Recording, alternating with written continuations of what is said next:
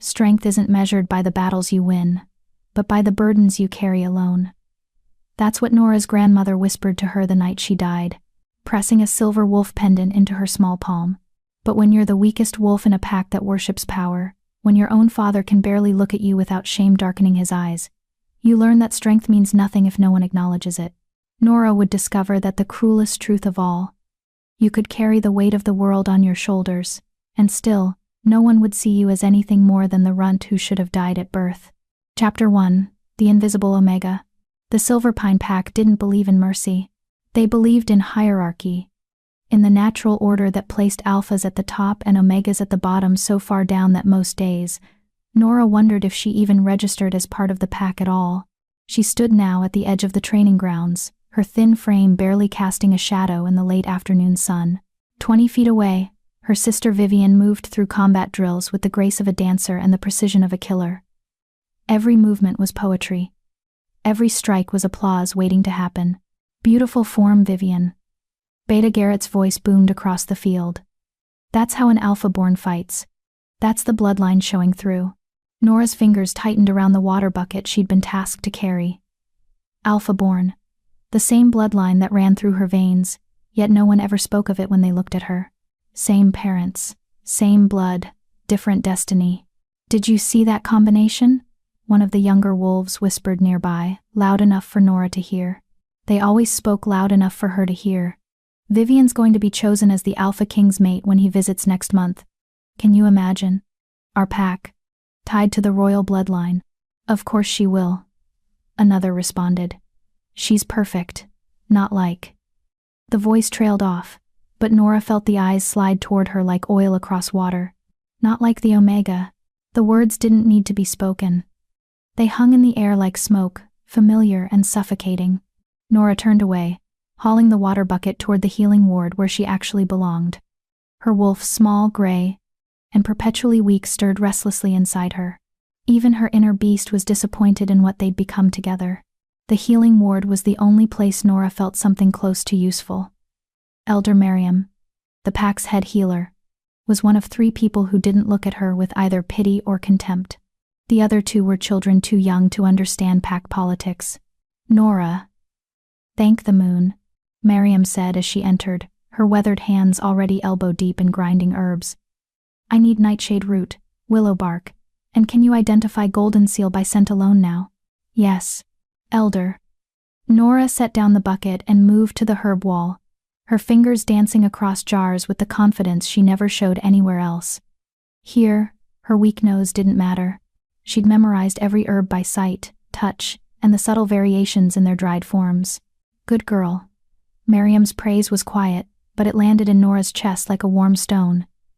You have the gift, you know, healing hands. Your wolf might be small, but she knows things. Feels things the stronger wolves miss. Nora's throat tightened. Doesn't matter what I know, Elder. Only matters what I am. And what are you? The question hung between them. Nora's hand stilled over a jar of dried golden seal. Omega, she whispered. The weakest link. The one who'll never be enough. Miriam's sigh was heavy with decades of watching pack politics crush gentle spirits. The moon goddess doesn't make mistakes, child. Remember that when the world tries to tell you otherwise. But the moon goddess had made a mistake with Nora. She was sure of it. That night, dinner was held in the Great Hall, a massive log structure that smelled of pine, smoke, and the barely contained violence of 100 wolves gathered in one space. Nora sat at the end of the Omega table, so far from the raised Alpha platform that her father was barely visible. Alpha Donovan Blackwood, her father. A man who'd won his position through strength and cunning, who'd taken his mate Nora's mother as a prize after defeating her previous intended in combat. A love story the pack singers still crooned about. 2 daughters had come from that union. One was everything. One was nothing. Attention, Silverpine. Her father's voice cut through the din like a blade. The hall fell silent instantly. As you know, Alpha King Theron Stormcrest will honor us with a visit in 4 weeks' time. He seeks a mate, a Luna Queen worthy of standing beside him as he rules the Northern Territories. Excited murmurs rippled through the crowd. Nora watched her sister rise from the Alpha family table. her golden hair catching the firelight like a halo. Vivian was tall, powerful, beautiful, everything a Luna Queen should be. My daughter Vivian, their father continued, pride saturating every word, has been chosen to present herself as a candidate. We will show the Alpha King the finest our pack has to offer. The applause was thunderous. Vivian smiled with practiced humility, but Nora could see the triumph glittering in her eyes. She'd wanted this since they were children, to be queen, to be important, to matter on a scale that transcended their pack. Nora forced herself to clap along with everyone else, the sound hollow against her palms. Look at you, pretending to be happy for her. The voice came from behind her, Kara, one of Vivian's friends, and a beta-class warrior. We all know you're seething with jealousy. Nora didn't turn around. I'm happy for my sister.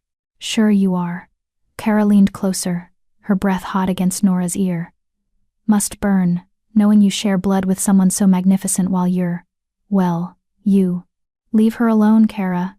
The defense came from Silas, a mid-ranking wolf who sometimes showed Nora kindness when no one was watching. He was too low status to be a real ally, but too decent to ignore cruelty. Kara laughed. Oh, does the Omega have a protector? How sweet. Tell me, Silas, you planning to mate with her? Because I'm pretty sure that's the only way she'll ever. Enough. Vivian's voice cut across the table, sharp and commanding. She descended from the Alpha platform, and now stood with the bearing of someone who already considered herself royalty. Kara, find something productive to do with your mouth. Kara bowed her head immediately. Yes, Vivian. Sorry. Vivian's gaze shifted to Nora, and for a moment, just a fleeting second, something almost like sympathy flickered there. Then it was gone, replaced by the carefully maintained distance that had grown between them over the years. Walk with me, sister, Vivian said. It wasn't a request. They walked in silence through the pack grounds, past the training fields now empty under the rising moon. Nora kept 2 steps behind, as was proper for an Omega walking with an Alpha-born. You can walk beside me, Nora, Vivian said quietly. When we're alone, you can walk beside me. Nora hesitated, then moved up until they were shoulder to shoulder. Vivian was 4 inches taller. The difference felt like miles. Are you really happy for me? Vivian asked finally. The question caught Nora off guard. Her sister rarely asked her anything, rarely acknowledged her existence beyond what pack protocol demanded. Yes, Nora said, and realized she meant it. You've wanted this your whole life. I have. Vivian stopped walking, turning to face her fully. In the moonlight, she looked like something carved from marble, perfect and untouchable. But sometimes I wonder what you want, Nora. You're so quiet. So invisible. Do you want anything at all? I want to matter, Nora thought. I want someone to look at me the way Father looks at you. I want my wolf to be strong. I want to stop feeling like an apology that walks on 2 legs. I want you to be happy, she said instead. Vivian's expression flickered, something that might have been disappointment or relief. Nora couldn't tell.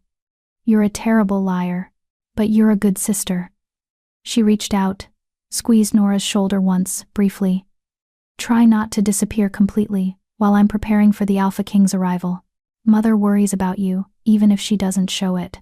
Then she was gone, striding back toward the great hall with the confidence of someone who'd never doubted their place in the world. Nora stood alone in the darkness, her sister's touch still burning on her shoulder like a brand. The moon goddess was full overhead, her silver light spilling across the forest like milk. Nora's wolf stirred again, restless and yearning for something neither of them could name. Someday, Nora whispered to the night, to herself, to the indifferent moon. Someday, I'll be more than this. But the night offered no promises. Only silence, cold and complete. And in 4 weeks, the Alpha King would come. Vivian would be chosen. The natural order would be maintained. And Nora would remain exactly what she'd always been, the Omega daughter no one saw, carrying burdens no one acknowledged, loving people who barely remembered her name. The storm was coming. She could feel it in her bones, in the way her small wolf paced anxiously inside her chest. But Nora had no idea that when it finally broke, it would shatter everything she thought she knew about strength, about destiny, and about the cruel mercy of being invisible. Chapter 2. The Alpha King's Arrival. The next 4 weeks passed in a blur of preparation that had nothing to do with Nora and everything to do with making Vivian shine. The pack seamlessly transformed into a stage designed for one performer. Seamstresses worked through the night, creating gowns that would make Vivian look like moonlight given form. Warriors practiced ceremonial formations until their movements were synchronized perfection. Even the pack grounds were manicured, flowers planted, stones arranged, everything curated to project strength and beauty. Nora watched it all from the shadows where she belonged. "Nora, stop daydreaming and focus," Elder Miriam's voice cut through her thoughts. They were in the healing ward, preparing supplies for the Alpha King's visit. "I need you to triple-check our stock of coagulants and bone-mending salves. With this many alphas in one place, there's bound to be posturing. And posturing means injuries." "Yes, Elder."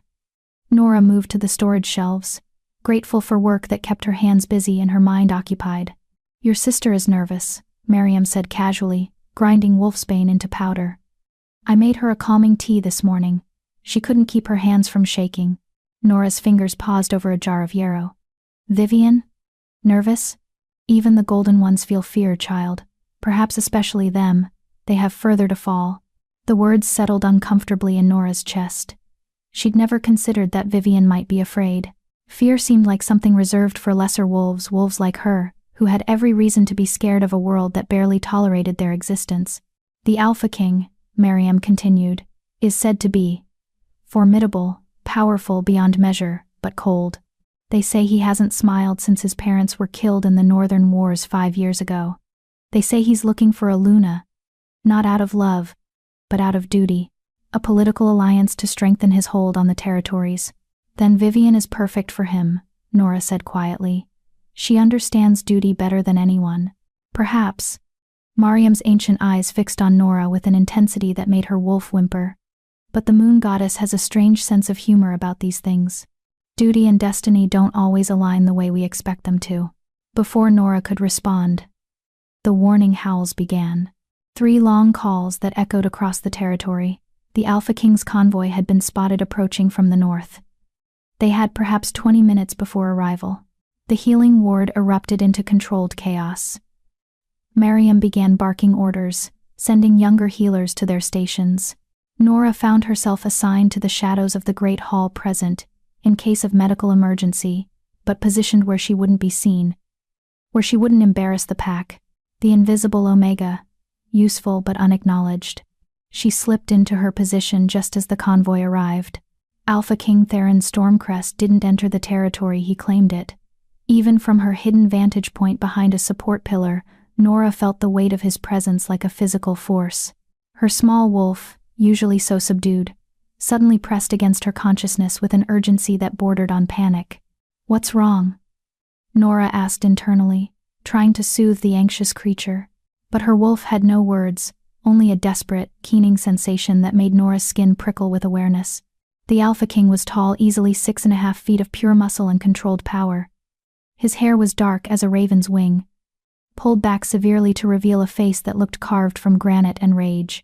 But it was his eyes that stopped Nora's breath. Silver blue, like ice over deep water, scanning the assembled pack with the detached assessment of a predator evaluating prey. Behind him walked 12 royal guards, each one radiating enough dominance to lead their own pack. But they were nothing compared to him. The Alpha King's presence was a storm barely contained in human skin. "Alpha Donovan Blackwood." The king's voice was deep, resonant, and absolutely devoid of warmth. "I accept your hospitality and honor your territory." Nora's father bowed, actually bowed, something she'd never seen him do.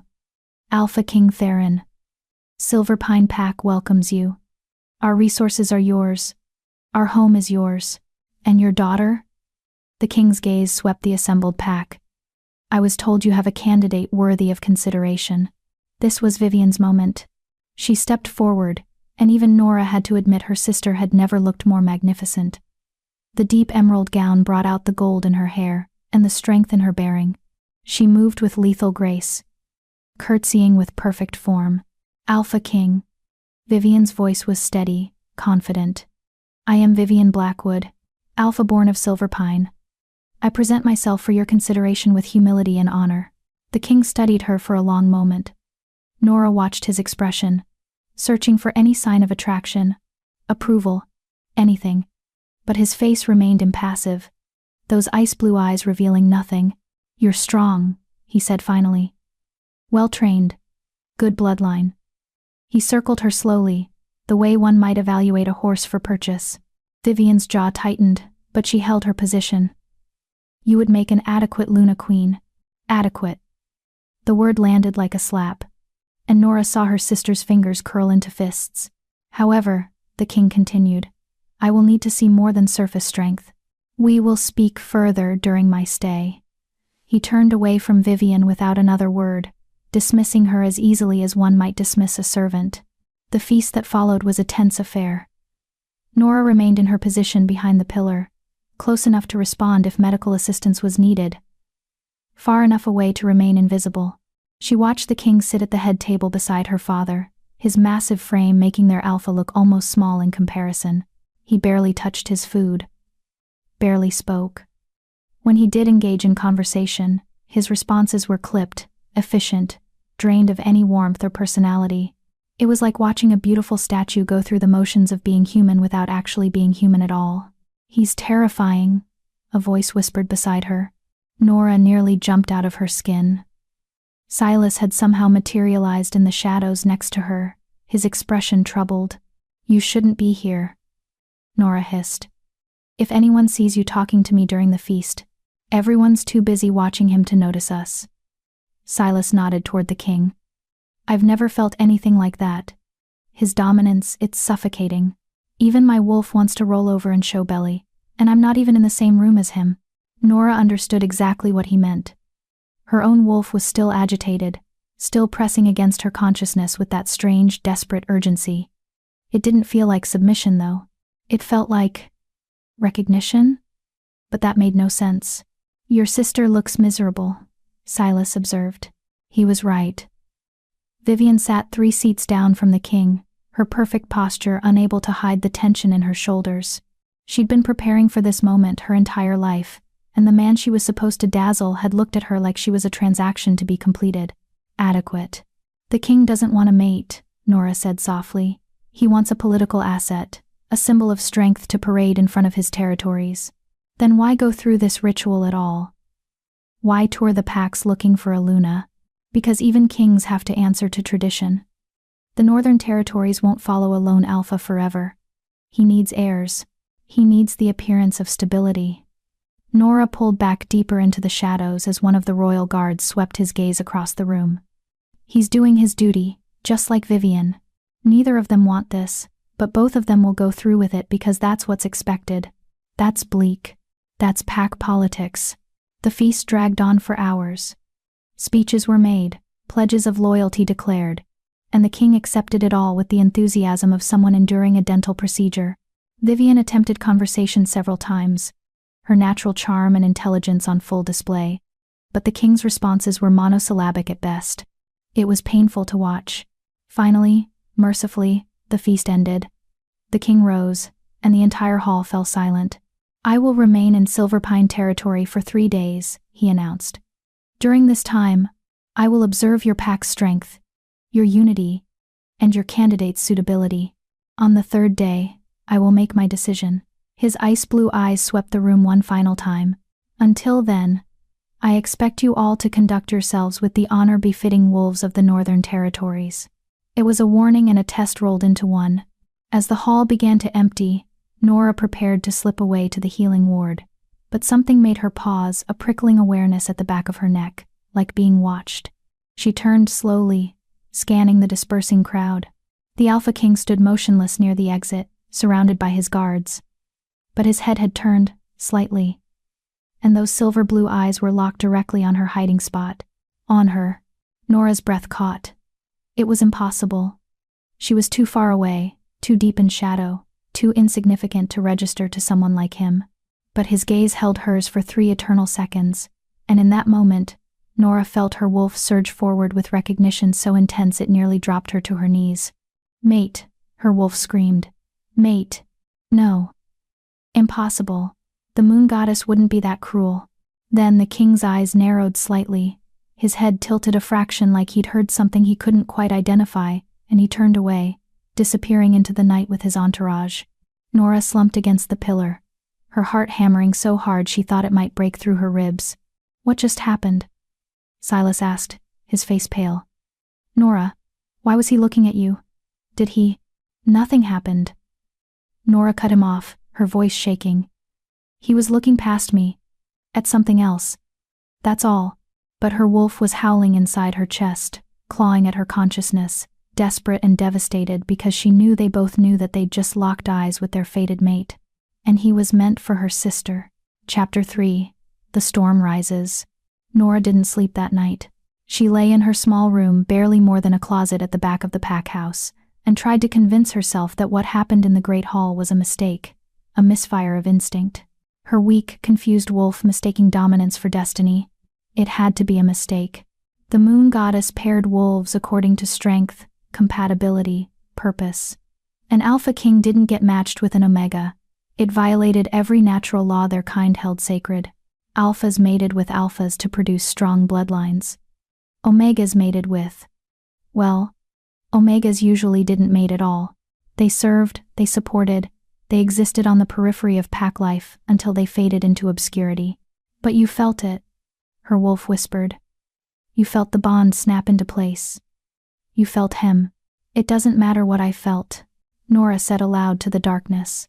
"He's here for Vivian. He's going to choose Vivian. And I'm going to keep my mouth shut and my head down, like I always do." Her wolf whimpered but didn't argue. Because they both knew the truth. Even if the bond was real, even if the moon goddess had somehow made this catastrophic mistake, Nora would never act on it. To claim the Alpha King as her mate would destroy her sister, shame her family, and throw the pack into chaos. It would paint her as a liar, a schemer, a desperate Omega trying to steal what belonged to someone worthy. No one would believe her. Why would they? So she would bury it. She would ignore the way her skin felt too tight, the way her wolf paced frantically inside her chest, the way every instinct screamed at her to find him, to be near him, to— A knock at her door shattered her spiraling thoughts. "Nora?" Her mother's voice, tight with stress. "Are you awake?" Nora threw on a robe and opened the door. Luna Eleanor Blackwood stood in the hallway, still wearing her formal gown from the feast, her usually perfect composure cracked around the edges. "Mother?" Nora blinked in surprise. Her mother rarely sought her out, especially not at night. "Is something wrong? Your sister needs you." Eleanor's hand clasped Nora's wrist. Not gently, but not cruelly either. "Urgently, she's in her chambers. She won't talk to me or your father, she's— Please, Nora, just talk to her." The plea in her mother's voice was so unexpected that Nora followed without question. Vivian's chambers were everything Nora's were not. Spacious, beautifully appointed, filled with the spoils of being the golden child. But right now, the golden child sat on the floor beside her massive bed, still in her emerald gown, mascara streaking down her face. She looked destroyed. "Vivian?" Nora approached carefully, the way one might approach a wounded animal. "What happened?" "Get out, Mother." Vivian's voice was raw. "Please. Just— get out." Eleanor hesitated, looked at Nora with something close to desperation, then retreated, closing the door softly behind her. Nora sat down on the floor beside her sister, maintaining a careful distance. "Talk to me." "He looked at me like I was livestock," Vivian said finally, her voice breaking. "Like I was a breeding mare being evaluated for purchase. Adequate. Do you know how long I've trained for this? How many years I've spent perfecting every skill, every word, every gesture? And I'm adequate." Nora's chest tightened. She'd spent so much of her life envying her sister that she'd forgotten Vivian might carry her own burdens. Different, perhaps, but no less heavy. "He's cold to everyone," Nora offered. "I watched him during the feast. He barely acknowledged Father, and Father's an alpha. It's not personal." "Of course it's personal." Vivian's hands clenched in the fabric of her gown. "I'm supposed to be his Luna Queen, Nora. I'm supposed to stand beside him and rule the Northern Territories. But he looked right through me like I was. Like I was invisible," Nora finished quietly. Vivian's laugh was bitter. "Yes. Like you. Moon above. Is this what it feels like for you every day? This nothingness? The question hung between them. Honest and brutal. Yes, Nora said simply. Every day. Her sister turned to look at her fully for the first time. Mascara-stained face crumpling. I'm so sorry. I didn't understand. I thought you didn't care. That you'd accepted your place and made peace with it. I haven't. The confession slipped out before Nora could stop it. I hate it. I hate being invisible. I hate that father can't look at me without disappointment. I hate that my wolf is so weak she can barely shift. I hate that you got everything and I got nothing. And I hate myself for hating you because you've never been cruel to me. You've just been distant. Vivian's face crumpled further. I was afraid, she whispered. I was afraid that if I got too close to you, people would remember we share blood, that your weakness would taint me somehow. So I kept my distance. I let others treat you poorly. I stood by and watched you disappear. Fresh tears tracked down her face. I'm a terrible sister. You're a practical one, Nora said, though the words hurt to speak. You did what you had to do to survive in this pack. I understand that. I don't want to understand it anymore. Vivian grabbed Nora's hand, squeezing hard. I don't want to marry him. The Alpha King, there's nothing there, Nora. No warmth. No kindness. Just duty and cold calculation. I'd be trading one cage for another. Except this one would span an entire territory. Nora's wolf stirred at the mention of the king, that desperate longing rising again. She shoved it down ruthlessly. Then tell father you don't want this, Nora said. Refuse the match. I can't. Vivian's laugh was hollow. It's too late. The entire pack is counting on this alliance. Father's already negotiating trade agreements and territorial protections. If I refuse now, I'll bring shame on Silverpine. The king will take it as an insult. We could lose our standing in the northern territories. So you'll sacrifice yourself? Isn't that what you do every day? Vivian's eyes met hers, raw and honest. Sacrifice yourself for the pack's comfort? Stay invisible so the rest of us don't have to acknowledge the weakness in our bloodline? The truth of it stole Nora's breath. They sat in silence for a long moment, two sisters who'd spent their lives on opposite ends of the pack hierarchy, finally seeing each other clearly. I wish I could be more like you, Vivian said finally. Quiet strength instead of whatever this desperate performance is that I do. And I wish I could be more like you, Nora admitted. Confident, powerful, seen. We're both fools then. Vivian leaned her head on Nora's shoulder, something she hadn't done since they were children. Maybe the moon goddess has a sense of humor after all. You have no idea, Nora thought, feeling the bond pulse weakly in her chest like a second heartbeat. They stayed like that until dawn began to lighten the sky, two sisters bound by blood and circumstance, each carrying secrets the other could never know. The second day of the Alpha King's visit began with a demonstration of pack strength. Nora watched from the healing ward's upper window as the warriors assembled in the training grounds below. The king stood at the center, his royal guards flanking him, observing as Silverpine's finest fighters displayed their skills. Vivian was among them, of course. She moved through the combat forms with lethal grace, her wolf rising just beneath her skin to lend her movements inhuman speed and power. She was magnificent. Even Nora could admit that. The king watched with the same impassive expression he'd worn during the feast. Evaluating, calculating, showing nothing. Your sister fights well, Elder Miriam said, appearing beside Nora at the window. But he's not impressed, is he? I don't think anything impresses him, Nora replied. Oh, something does. Miriam's ancient eyes glittered with knowledge she wasn't sharing. But it's not strength or beauty or political advantage. The boy is looking for something else, though I doubt he knows what it is himself. He's not a boy. He's the Alpha King. He's 26 years old and hasn't smiled in 5 years. That's a boy wearing a crown made of grief and duty. Miriam turned away from the window. Come. We have wounded from the morning sparring to tend. The healing ward had indeed filled with injuries, nothing serious, just the usual casualties of wolves trying to show off for their king. Nora moved through the patients with efficient care, setting a dislocated shoulder here, stitching a gash there, dispensing herbs for pain and inflammation. She was wrapping a sprained wrist when the door opened. The air in the room changed, instantly became heavier, charged with dominance that made every wolf present tense. Nora didn't need to look up to know who'd entered. Her bond-marked soul recognized him before her eyes did. Alpha King Theron Stormcrest stood in the doorway of the healing ward, his massive frame nearly filling the entrance. Behind him, 2 royal guards took up positions outside. Alpha King. Elder Miriam bowed deeply. "How may we serve you?"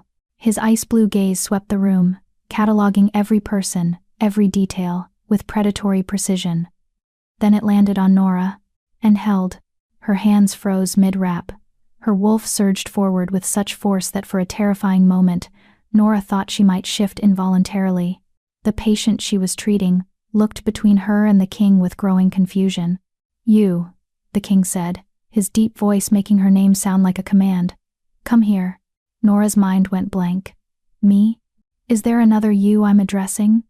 A hint of irritation edged his tone. "Come. Here."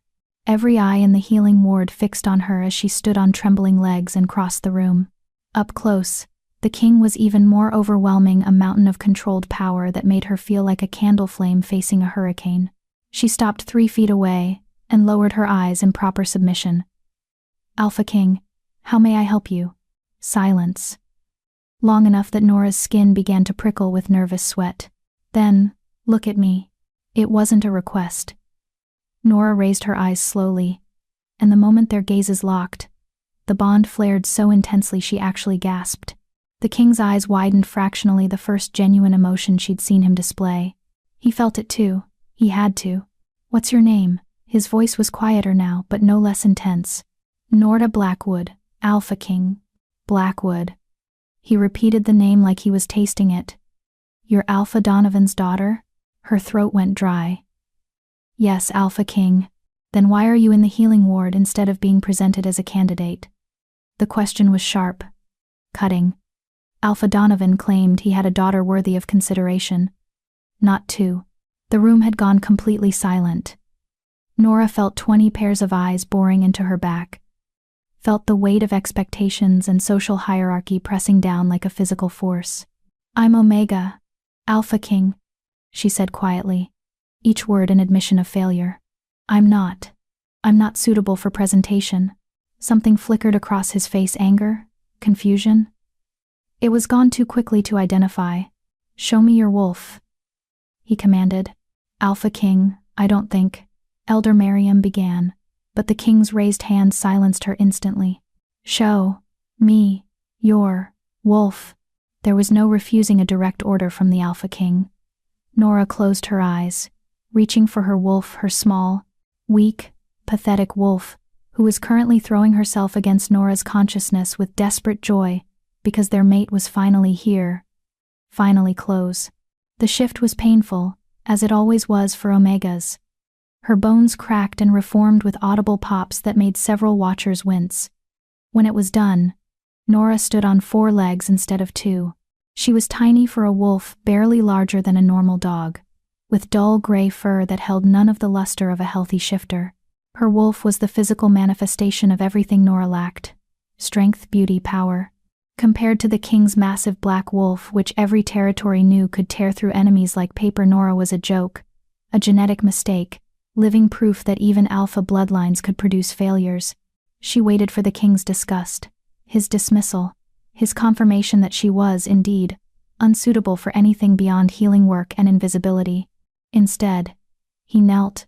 The Alpha King of the Northern Territories lowered himself to one knee in a healing ward, bringing his face level with her wolf's, and reached out one large hand. Nora's wolf pressed against his palm with a whimper of longing so intense it shook her small frame. The king's expression cracked just for a moment, revealing something raw and stunned beneath the ice. "Impossible," he breathed. "You're..." A commotion outside interrupted him, shouting, the sound of wolves howling in distress. One of the royal guards burst through the door. "Alpha King. There's been an incident at the northern border. A rogue attack. One of our scouts." The guard's face was pale. "Captain Riker is down, my king. He's badly wounded, and there's a storm moving in. We need to extract him before..." The king was on his feet instantly, his moment of vulnerability vanishing behind military precision. How many rogues? Unknown. At least a dozen. They fled when our patrol engaged, but they're somewhere in the territory. Assemble a team. We move now. The king turned back to Nora, who'd shifted back to human form and now stood shaking in her healer's tunic. His eyes held hers for one more searing second. We'll continue this conversation later. Don't go anywhere. Then he was gone, his guards following, leaving the healing ward in shocked silence. Elder Miriam was the first to speak. Well, she said dryly. That was interesting. Interesting. The Alpha King had knelt before her wolf, had touched her, had felt the bond. She was sure of it now, and he'd commanded her not to leave. Outside, the wind picked up, howling through the trees. Dark clouds gathered on the horizon with unnatural speed. The storm Nora had felt coming in her bones for weeks was finally here. And somehow, she knew everything was about to change. Chapter 4. Into the Storm. The storm hit with a vengeance, an hour after the king's extraction team departed. Nora stood at the healing ward window, watching the sky turn from gray to black as wind whipped through the forest with enough force to bend ancient pines like saplings. Rain came next, not a gentle shower but a torrential assault that turned the ground to mud within minutes. They won't make it back before dark, Elder Miriam said grimly, preparing emergency supplies. Not in this. We need to be ready for hypothermia cases, potential lightning strikes, broken bones from falls in the mud. What about the rogue wolves? Nora asked, unable to keep the tremor from her voice. If they're still out there, then the moon goddess help anyone caught between them and this storm. Miriam thrust a pack into Nora's arms. Bundle warmth herbs, coagulants, and trauma dressings. Triple portions. I have a bad feeling about this. Nora worked quickly, her hands steady despite the anxiety crawling through her veins. Her wolf was agitated, pacing frantically, whining with an urgency that had nothing to do with the storm, and everything to do with the fact that their mate was out there, in danger, and they couldn't reach him. He's the Alpha King, Nora reminded herself. He's the most powerful wolf in the Northern Territories. He doesn't need you. But the bond didn't care about logic. It only knew that half of their soul was out in a deadly storm, and the instinct to protect, to help, to be near him was nearly overwhelming. Nora, a young healer, burst through the door, soaked to the bone and gasping. Border Patrol just sent word. The extraction team found Captain Riker, but he's in bad shape. Critical.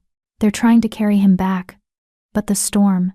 She paused, catching her breath. Elder. They're not going to make it. Not with a wounded wolf slowing them down. They need help. Miriam's face went pale. How far out are they? 5 miles. Maybe 6. The scouts lost visual in the storm. 5 miles. In this weather, carrying emergency supplies, it would take Nora at least 2 hours to reach them, maybe more. And that was assuming she didn't get lost, didn't fall, didn't encounter the rogue wolves that were still somewhere in the territory. It was suicide. I'm going. Nora heard herself say. Every head in the healing ward turned to stare at her. Absolutely not, Miriam said sharply. Nora, you're an Omega. You'd never survive. I'm the smallest and fastest in human form. Nora interrupted, surprised by the steadiness in her own voice. I can carry a trauma pack through terrain where larger wolves would struggle. And if anyone can find them in this storm, it's me.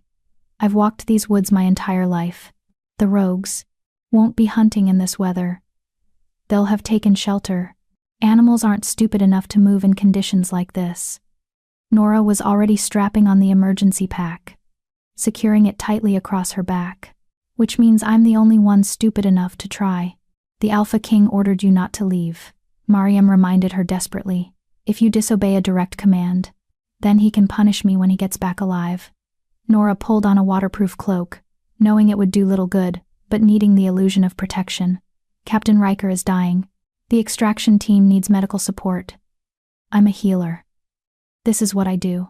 She was out the door before anyone could stop her, plunging into the storm like diving into ice water. The wind nearly knocked her off her feet immediately.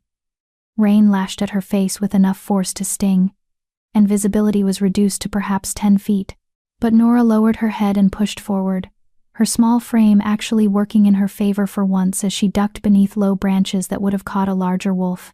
Her wolf guided her, instinct filling in where sight failed. She knew these woods. knew every game trail, every fallen log, every rise and dip in the terrain. Being invisible meant she'd spent countless hours walking alone in the forest, exploring places other pack members never bothered with. Now that knowledge might save lives. She ran. Time became meaningless in the storm. Minutes could have been hours. Her legs burned, her lungs screamed. But Nora pushed forward with single-minded determination. The bond pulled her north like a compass needle, growing stronger with each step. He's close. Keep going. Don't stop.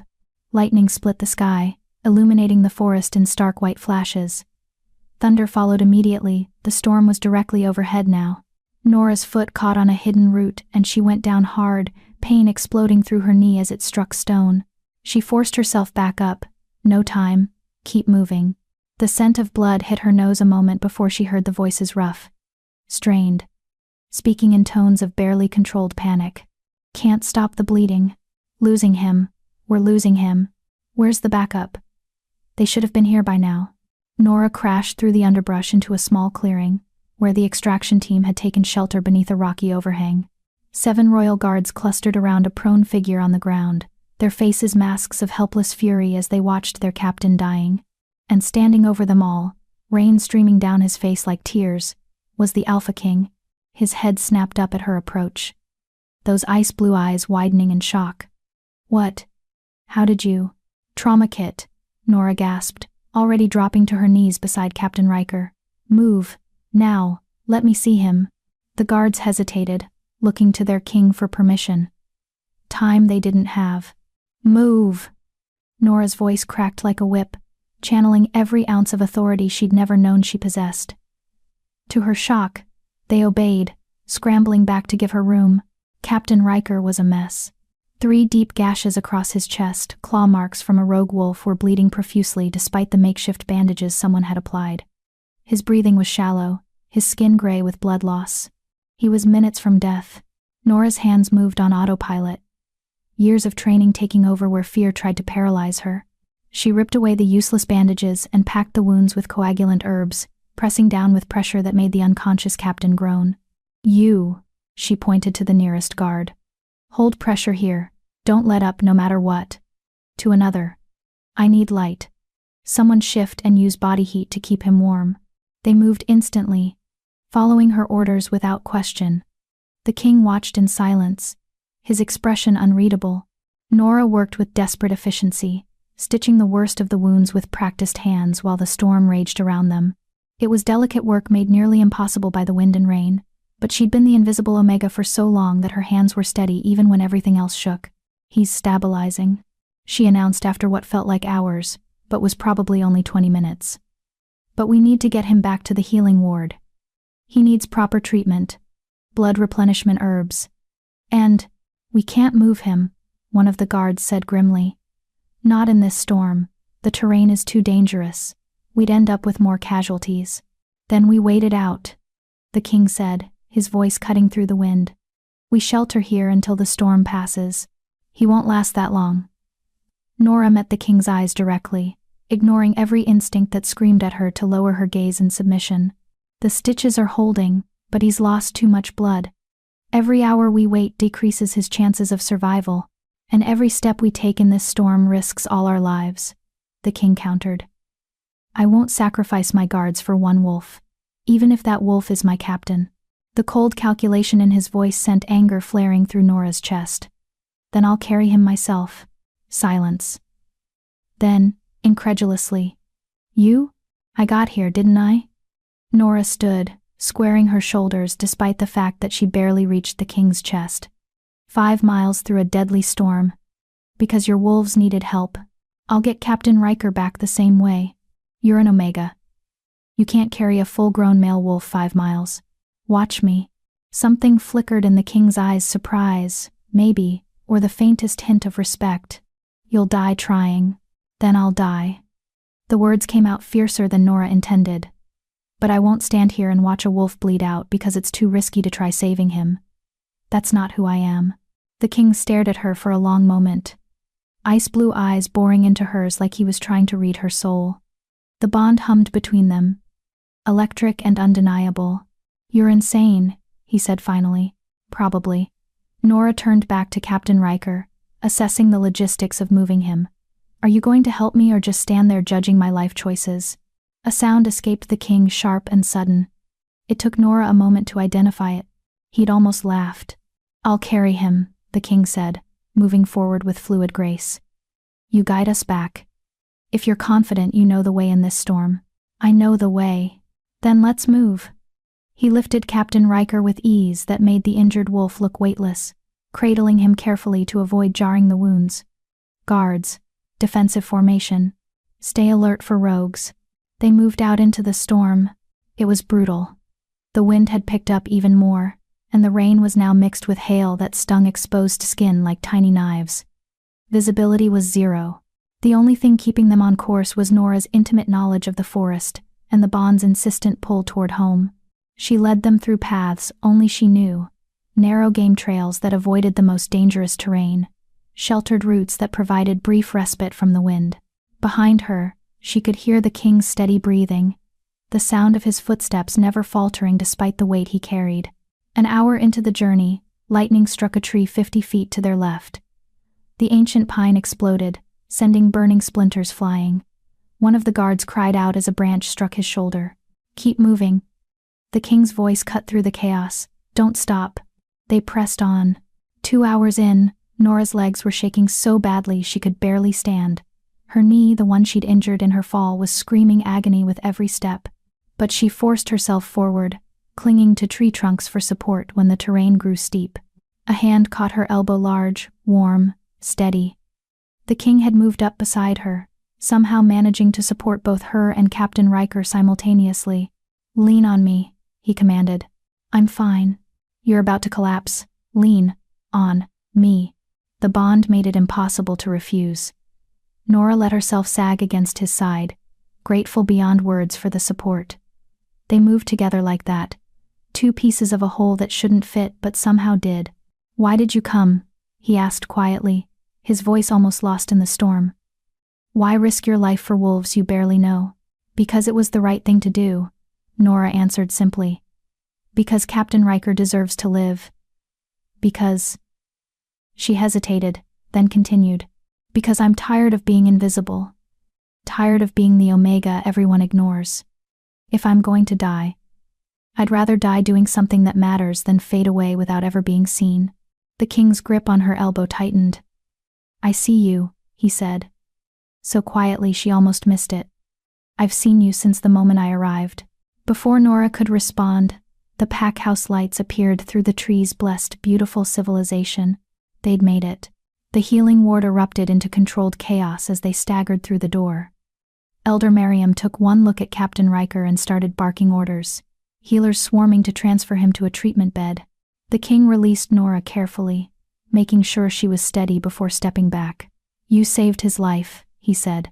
Twice. Once by coming to find us, and again by getting us home. I did what any healer would do. No.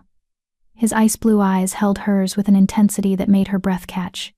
You did what no one else was brave enough or crazy enough to attempt. There's a difference. Then he turned and walked away, his guards following, leaving Nora standing in a puddle of rainwater and storm debris, wondering if she'd just changed her entire life in the span of 5 miles. Elder Merriam appeared beside her, wrapping a blanket around her shoulders. You disobeyed a direct order from the Alpha King, she said, but her voice was warm with approval. And you saved his captain's life. I'm not sure whether to scold you or celebrate you. Can I have both after I sleep for a week? Nora's legs finally gave out, and she sank to the floor, exhaustion crashing over her like a wave. Come on, little hero. Merriam helped her to a cot in the corner. Rest. You've earned it.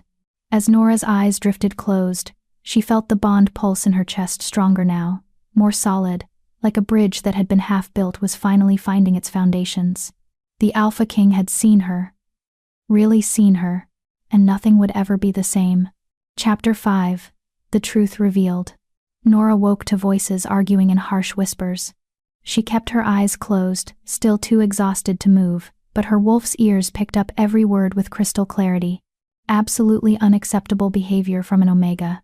She saved Captain Riker's life, Donovan. Or would you prefer I inform the Alpha King that you're punishing the wolf who kept his most trusted guard from bleeding out? That was her father, and Elder Merriam. Nora's stomach clenched. That's not the point. Alpha Donovan's voice was tight with barely controlled fury. She left pack grounds without permission, disobeyed a direct command from the Alpha King, and made a spectacle of herself. Do you know what the king said to me this morning? He asked why I didn't present both my daughters as candidates. He wanted to know why I hid Nora's existence. Silence. Then Merriam's dry response. And what did you tell him? The truth. That she's Omega. That she's unsuitable for presentation. That her wolf is too weak to produce strong heirs.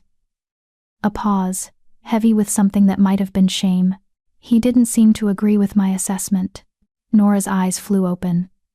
She sat up too quickly, pain shooting through her injured knee and every muscle she'd abused during the storm. Both her father and Merriam turned to look at her. You're awake, Merriam said, relief evident in her weathered face. How are you feeling? Like I carried the world 5 miles through a hurricane, Nora admitted. How's Captain Riker? Stable, thanks to you. Merriam shot a pointed look at Alpha Donovan. He'll make a full recovery. Her father stood near the window, his broad shoulders tense, his expression unreadable. He was a formidable wolf, strong, strategic, respected throughout the Northern Territories. And he was looking at Nora like she was a puzzle he'd never bothered to solve before. The Alpha King has requested your presence, he said finally, his voice carefully neutral. At noon, in his private quarters. Nora's heart stopped. What? He wants to speak with you, alone. Her father's jaw tightened. I don't know what game you're playing, Nora, but whatever it is, it ends now. You will go to this meeting. You will be respectful. You will not embarrass this family any further. Am I understood? The words stung. But Nora was too tired to feel the full weight of them. Yes, father. Good. He turned to leave, then paused at the door. For what it's worth, he didn't look back. You showed courage yesterday. Foolish, reckless courage, but courage nonetheless. Your mother would be proud. Then he was gone, leaving Nora to wonder if that was the closest thing to approval she'd ever receive from him. Don't mind him, Merriam said gently, pressing a cup of bitter-smelling tea into Nora's hands. He's terrified. Of what? Of the fact that his invisible daughter just became the most interesting wolf in the pack to the Alpha King. Merriam's ancient eyes glittered with knowledge. Drink. You need your strength for what's coming. Noon arrived far too quickly. Nora stood outside the Alpha King's temporary quarters, the pack's finest guest suite, wearing a simple gray dress that Elder Merriam had insisted was appropriate for a private audience. Her hands trembled as she raised them to knock. The door opened, before her knuckles made contact. A royal guard stood in the doorway, his face professionally blank. Nora Blackwood. Yes. The king is expecting you. He stepped aside, gesturing her in. The suite was larger than Nora's entire living quarters, furnished with heavy wooden furniture and furs that spoke of wealth and power. But she barely noticed the decor because the Alpha King stood at the window, his back to her, tension radiating from every line of his massive frame.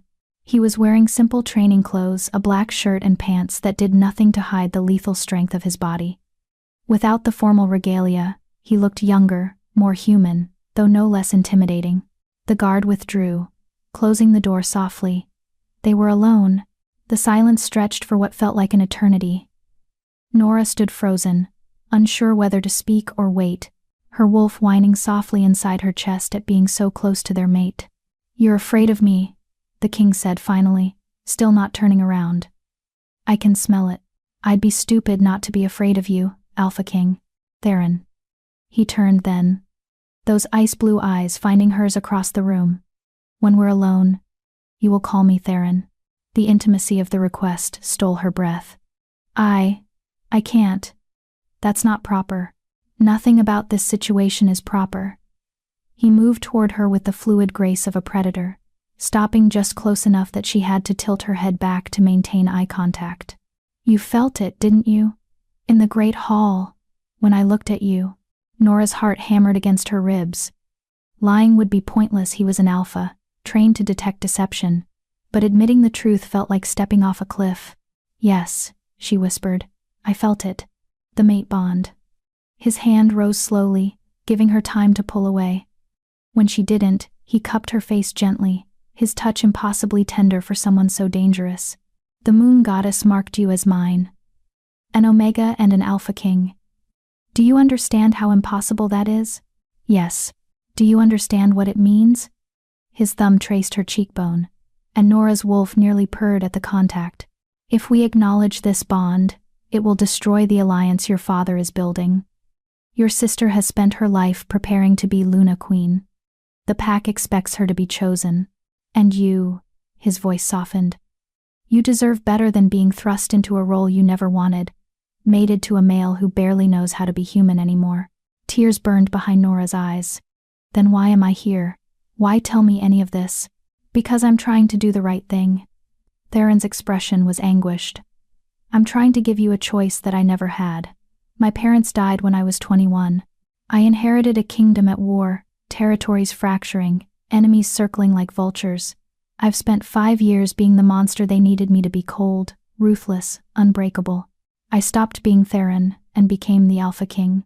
He stepped back, breaking contact, and Nora felt the loss like a physical ache. Then yesterday, he continued, I watched a tiny Omega wolf risk her life to save my captain.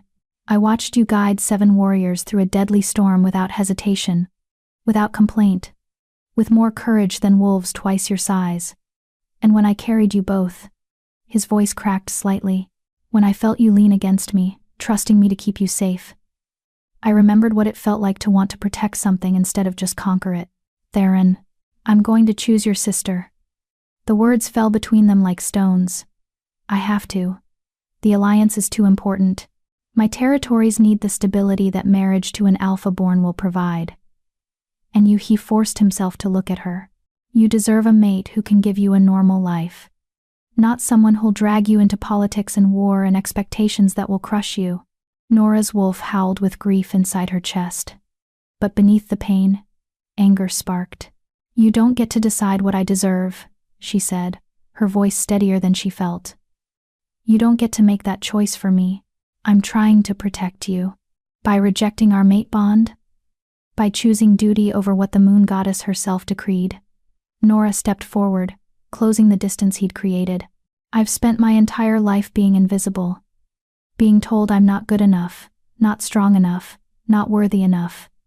And now you're telling me that even the moon goddess made a mistake with me? That's not what Then what are you saying? Her hands clenched into fists. Because it sounds like you're saying I'm not worth fighting for. That I'm not worth the complications I'd bring to your perfect political alliance. Theron's eyes flashed. You think I don't want to fight for you? You think it's easy for me to stand here and deny what every instinct is screaming at me to claim? His dominance flared, making the air in the room heavy. My wolf is tearing me apart from the inside. The bond is like a hook in my chest, pulling me toward you every second. But I'm the Alpha King. I don't get to choose what I want. I have to choose what's right for my people. And what if I'm what's right? Nora challenged. What if the moon goddess paired us for a reason you haven't considered? What if being Luna Queen isn't about strength or beauty or political connections, but about something else entirely? Like what? Like understanding what it means to be invisible. Like knowing how to see the wolves everyone else overlooks. Like she faltered, then pushed forward. Like being strong enough to carry impossible burdens because it's the right thing to do, even when no one's watching. Theron stared at her, something shifting behind his ice blue eyes. You're asking me to throw away a carefully constructed alliance, disappoint your entire pack, and make you a target for every wolf who thinks an Omega has no place beside a king. I'm asking you to have faith that the moon goddess knows what she's doing. The moon goddess is a romantic. But his voice had lost its hard edge. Reality is less kind. Then let me be the one to bring kindness back to your reality. Nora reached up slowly, placing her small hand over his heart. The bond flared at the contact, and she felt him shudder. You said you stopped being Theron and became the Alpha King. Maybe that's what you need, someone who remembers the difference. Someone who can help you be both. For a moment, one perfect, suspended moment, Nora thought he might say yes.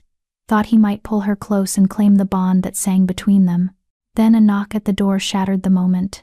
Alpha King? A guard's voice, urgent. Beta Garrett. Requests immediate audience. There's been a development. Theron's expression shuddered, the vulnerable male disappearing behind the cold mask of kingship. Enter. Beta Garrett strode in, his face grim. He barely spared Nora a glance before addressing the king. The rogue wolves from yesterday's attack, we've tracked them to the eastern boundary. There's more than we thought, at least 30. And they're not random rogues, my king.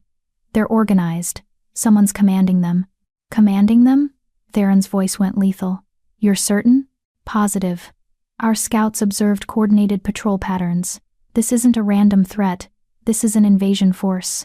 The room temperature seemed to drop 10 degrees. Gather the War Council. I want defensive positions established around the pack grounds immediately. Double the border patrols. Yes. Alpha King. Garrett bowed and left quickly.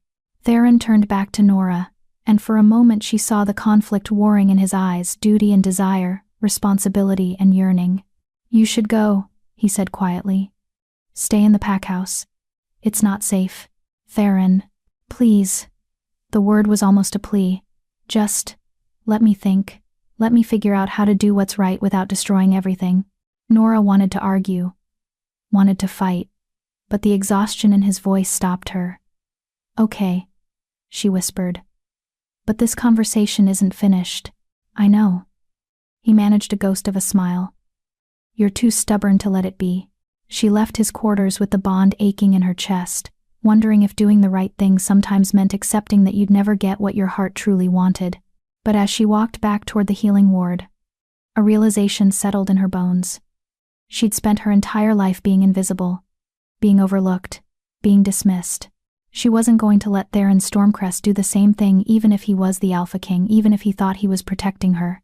The Moon Goddess had paired them for a reason, and Nora was done being invisible. Chapter 6. War Council. The pack house had transformed into a fortress by sunset. Nora watched from the healing ward window as warriors took up positions along the perimeter, their eyes glowing amber in the gathering darkness. Sentries patrolled in pairs, weapons drawn, tension radiating from every movement. The rogue threat had turned Silverpine from a peaceful territory into a war zone in a matter of hours. 30 organized rogues, Elder Merriam muttered, organizing medical supplies with practiced efficiency. In all my years, I've never seen such a thing. Rogues are solitary by nature, they don't coordinate. They don't strategize. Which means someone's controlling them, Nora said quietly, her hands automatically sorting bandages by size. Someone powerful enough to bend rogue wolves to their will. Dark magic, perhaps. Or, Miriam's weathered face creased with worry. Or something worse. There are old stories, tales of wolves who could command others through sheer dominance. Alpha bloodlines so ancient and corrupt they could override another wolf's free will. A chill ran down Nora's spine. You think that's what this is? I think we should prepare for the worst and hope for the best. Miriam pressed a bundle of trauma supplies into Nora's arms. The War Council is meeting in the Great Hall. Your father requested healers on standby in the adjacent room in case it turns violent, Nora finished. Pack politics and territorial disputes often ended in bloodshed, especially when alphas disagreed. I'll go. Take Silas with you. He's better at combat medicine than the younger healers. And if things get ugly, I'll be careful, Elder. Nora found Silas already packed and waiting by the ward entrance. His expression was grim, his healing kit strapped across his back like armor. Ready? He asked. No. But let's go anyway. They slipped through the corridors toward the Great Hall, staying to the shadows out of habit. As they approached, raised voices echoed through the heavy wooden doors. Male, aggressive, barely controlled. Cannot possibly be considering this. I'm not considering anything, Beta Garrett. I'm making a strategic decision based on available intelligence. That was Theron's voice, cold and absolute. Nora's wolf perked up immediately, desperate to be closer to their mate. The intelligence is incomplete. Her father's voice now, frustrated and sharp. We don't know how many rogues there truly are, who's commanding them, or what they want. Sending a strike team into unknown territory is suicide. Then what do you suggest? Alpha Donovan. We wait here while an invasion force surrounds us. Let them choose the time and place of engagement? I suggest we fortify our position and send scouts for reconnaissance. Learn what we're facing before we commit to battle. There's no time for caution. A new voice, older, gravelly with authority. One of the visiting Alpha delegates from a neighboring pack. If there are truly 30 rogues coordinating an attack, they're a threat to the entire Northern Territories. This isn't just Silverpine's problem, it's everyone's. Nora and Silas positioned themselves in the small medical preparation room adjacent to the Great Hall. Through the partially open door, they could see the War Council assembled around a massive wooden table covered in territorial maps. Theron stood at the head, his commanding presence making every other Alpha look diminished. Her father sat to his right, tension evident in every line of his posture. Beta Garrett flanked the left, along with the Royal Guards and 3 visiting Alpha delegates who'd arrived for the Luna Queen selection proceedings. And standing near the back, forgotten in the sea of dominant males, was Vivian. Her sister looked small despite her Alpha-born stature, arms crossed defensively, expression carefully blank. But Nora could read the frustration in the tight set of her jaw, the way her fingers dug into her own arms. She was being ignored, dismissed, treated as decoration in a room full of warriors making decisions about war. The strike team leaves at dawn, Theron announced, his tone brooking no argument. 5 of my Royal Guards, 10 of your finest warriors, Alpha Donovan. We track the rogues to their base, assess their numbers and leadership, and eliminate the threat. And if it's a trap? Her father challenged. If they're baiting us into an ambush? Then we spring it on our terms instead of waiting for them to spring it on theirs. Theron's ice-blue eyes swept the room. I've spent 5 years defending the Northern Territories from external threats. I know how to handle organized enemies. Trust me. With respect, Alpha King. One of the visiting delegates, a grizzled wolf named Alpha Brennan, leaned forward. Your strength is unquestioned, but you're not familiar with this territory. The eastern forests are treacherous swamps, deadfalls, places where larger wolves get trapped while smaller predators thrive. You need someone who knows the land. Then assign me a guide, Theron said impatiently. I volunteer. Vivian's voice cut through the testosterone-thick air like a blade. Every head turned to stare at her. Absolutely not, their father said immediately. Vivian, this isn't. I know the eastern forests better than anyone in this room, Vivian interrupted, straightening to her full height. I've hunted there since I was old enough to shift. I know every trail, every water source, every place an ambush could be staged. If you want your strike team to survive, you need me. You're a Luna candidate, not a warrior, Beta Garrett said dismissively. This is men's work. The condescension in his tone made Nora's hands clench into fists. Silas laid a warning hand on her shoulder, but she barely felt it. I've killed more rogues than half the warriors in this room, Vivian said coldly, her alpha dominance flaring. I've tracked prey through terrain that would break your strongest males, and unlike most of you, I actually care about protecting this territory because it's my home. So don't you dare tell me this is men's work, when I'm offering to risk my life for the pack. Silence fell over the War Council. Nora felt a surge of pride for her sister, golden, perfect Vivian, finally showing the fire that had been buried beneath years of political grooming. Theron studied Vivian with new interest. You can track in the eastern swamps? I can track anywhere in Silverpine territory. And you're willing to put yourself in danger? To potentially face 30 hostile rogues with questionable leadership? I'm willing to do what's necessary to protect my pack. Vivian's gaze didn't waver. Isn't that what being Luna Queen is about? Or did you think you were choosing a pretty decoration to stand beside you at ceremonies? A ghost of surprise flickered across Theron's face, maybe the first genuine emotion Nora had seen him show toward her sister. Very well. You'll guide the strike team, but you follow my orders without question. If I tell you to retreat, you retreat. If I tell you to hide, you hide. Understood. Understood, Alpha King. This is madness, their father protested. Vivian isn't trained for. I'm trained for exactly this, father. Vivian's voice was firm but not disrespectful. You just never let me prove it because you were too busy grooming me to be someone's perfect mate. The words landed like a physical blow. Alpha Donovan's face darkened, but before he could respond, an urgent knock sounded at the Great Hall doors. Enter, Theron commanded. A young scout burst in, his face pale with terror. Alpha King. The rogues, they're moving. Heading directly toward pack grounds. They'll be here within the hour. The War Council erupted into chaos. Battle stations. Get the civilians to the safe house. How many? What formation? Silence. Theron's dominance exploded through the room, forcing every wolf into submission. Even Nora felt the weight of it from her hidden position, her Omega instincts screaming at her to bare her throat. When he spoke again, his voice was deadly calm. Everyone to your defensive positions. Protect the civilians first, warriors second. Beta Garrett, coordinate the eastern perimeter. Alpha Donovan, take the west. Delegates, guard the safe house with your lives. If this is truly an organized attack, they'll target the weak to draw us out. And you, Alpha King? Her father asked. I'll take center position. They want to test the Northern Territory's strength? Theron's smile was cold and terrible. Let them face it directly. The War Council dispersed rapidly, warriors flowing out of the Great Hall like a deadly river. Within moments, only Theron and Vivian remained, facing each other across the war table.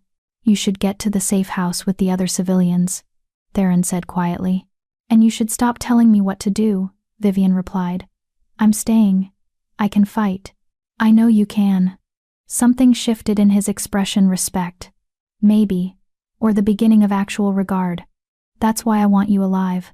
A Luna Queen who can fight is more valuable than a pretty decoration? Vivian's laugh was bitter. Is that what you were going to say? Then a warrior lost to a pointless battle before she can make a real difference. Theron moved around the table toward her. I need to know if I choose you as Luna Queen. Will you challenge me at every turn, question every decision, or will you be the partner I actually need in ruling the territories? Vivian met his gaze unflinchingly. I'll be whatever you need me to be, Alpha King. But I won't be invisible. I won't be silenced. And I won't stand beside you like a trophy while real decisions are being made. If that's what you want, choose someone else. For a long moment, they stood locked in a battle of wills. Then Theron nodded slowly. Good, he said simply.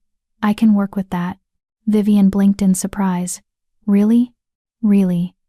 Now go to the safe house before your father has a stroke worrying about you. As Vivian left, passing within feet of Nora's hiding spot, their eyes met for a brief second. Nora saw exhaustion there, and determination, and something that looked almost like apology. Then she was gone, and Theron stood alone in the great hall, his shoulders bearing the weight of an entire territory preparing for war. Nora knew she should leave, should get back to the healing ward where she belonged, where she could do actual good, treating the inevitable wounded, but her feet wouldn't move. Her wolf wouldn't let her abandon their mate, when he looked so utterly alone. She stepped out from the medical room, into the great hall proper. Theron's head snapped up, his predator's instincts instantly alert. When he saw her, something in his expression cracked. You heard all of that, he said. Not a question. Yes. And my sister is magnificent, Nora said honestly. She'll make you a good Luna Queen. She's strong, intelligent, and brave enough to stand up to you. That's what you need. I know. Theron's voice was hollow. So why does it feel like I'm making the wrong choice? If Theron's struggle between duty and desire breaks your heart, subscribe so you never miss a moment of this journey. Because stories like these deserve an audience that understands what it means to choose duty over destiny. Comment. What would you do in Theron's position? Would you follow your heart or your crown? Before Nora could answer, the warning howls began. Dozens of voices raised an alarm as the rogue pack descended on Silverpine territory. The battle had begun, and somewhere in the chaos that was coming, Nora would have to decide if being invisible was truly safer than being seen. Chapter 7. Blood and Bonds. The attack came like a wave of teeth and fury. Nora ran through the chaos toward the healing ward, her medical kit bouncing against her hip as wolves clashed in the darkness around her. The rogues had breached the northern perimeter, a coordinated assault that hit 3 weak points simultaneously with the precision of trained soldiers. This wasn't random violence. This was warfare. Nora. Silas grabbed her arm, yanking her behind a supply shed as 2 wolves, 1 rogue, 1 Silverpine warrior rolled past in a snarling tangle of claws and blood. You can't be out here. I need to get to the ward. The wounded. will be brought to you. Stay in cover until…" The rogue wolf suddenly broke free from the warrior, its eyes wrong, so wrong, glowing an unnatural red locked onto Nora with predatory focus. It lunged. Silas threw himself between them, shifting mid-leap into his russet wolf form. The collision was brutal, both wolves going down in a spray of dirt and violence. Nora scrambled backward, her heart hammering, as Silas fought with desperate ferocity to keep the rogue away from her. But he was outmatched. The rogue was larger, stronger, and those red eyes burned with something beyond natural aggression, something that looked almost like compulsion. The rogue's jaws closed around Silas's throat. No. Nora didn't think. Her hand closed around a fallen branch thick as her wrist, heavy with rain-soaked wood, and she swung with every ounce of strength her Omega body possessed. The impact cracked across the rogue's skull with a sickening thud. The wolf yelped, releasing Silas, and whirled on her with a snarl of pure rage. Time slowed. Nora saw the rogue's muscles bunch, saw the red eyes narrow, knew with absolute certainty that she was about to die. Then a massive black shape materialized from the darkness like a nightmare-given form. Theron's wolf was enormous, easily 3 times the size of the rogue, with fur black as midnight and eyes that burned silver blue like frozen fire. He hit the rogue with the force of an avalanche, his jaws closing around the smaller wolf's neck with brutal efficiency. The snap was audible even over the surrounding chaos. The rogue went limp. Theron released it with a contemptuous shake, his massive head swinging toward Nora. For one terrifying moment she thought he might attack her too. His wolf was so consumed by battle rage that recognition seemed impossible. But then his eyes met hers, and the rage drained away, replaced by something that looked almost like fear. He shifted back to human form in a fluid motion that left him crouched naked in the dirt, breathing hard. "Are you hurt?" His hands were on her before she could answer, running over her arms, her shoulders, checking for injuries with desperate thoroughness. "Nora, answer me. Are you hurt?" "I'm fine. Silas." She turned toward where Silas had fallen, but he was already shifting back to human form. His hand pressed against the bleeding puncture wounds at his throat. "I'll live," Silas gasped, but that was too close. "What were you thinking?" Theron's voice cracked like a whip, his attention snapping back to Nora. "You could have been killed. You should be in the safe house with the other civilians, not…" "I'm a healer," Nora snapped back, adrenaline overriding her usual deference. "I belong wherever there are wounded wolves, not cowering in safety while others die. And you're welcome, by the way, for saving Silas's life." Theron stared at her for a moment, something between fury and admiration warring in his expression. Then, impossibly, he laughed a short, sharp bark of sound that held genuine surprise. "You're insane," he said almost fondly. "So you keep telling me." A howl of pain cut through the moment Beta Garrett's voice, coming from the eastern perimeter. Theron's head snapped toward the sound, his body tensing with the need to respond. "Go," Nora said, reading his conflict. "I'll get Silas to the healing ward. Go protect your wolves." He hesitated, his hand coming up to cup her face gently, a gesture so intimate it stole her breath.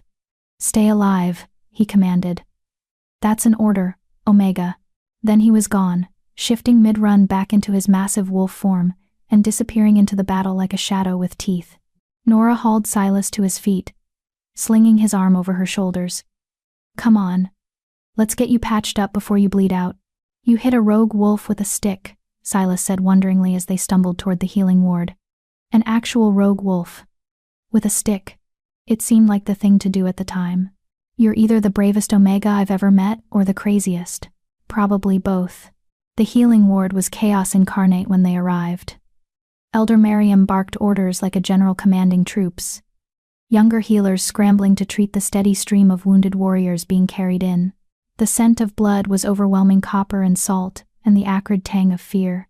Nora deposited Silas on a treatment bed and immediately moved to help, her hands falling into the familiar rhythm of triage. Assess the wound, stop the bleeding, stabilize the patient, move to the next. Her Omega status didn't matter here.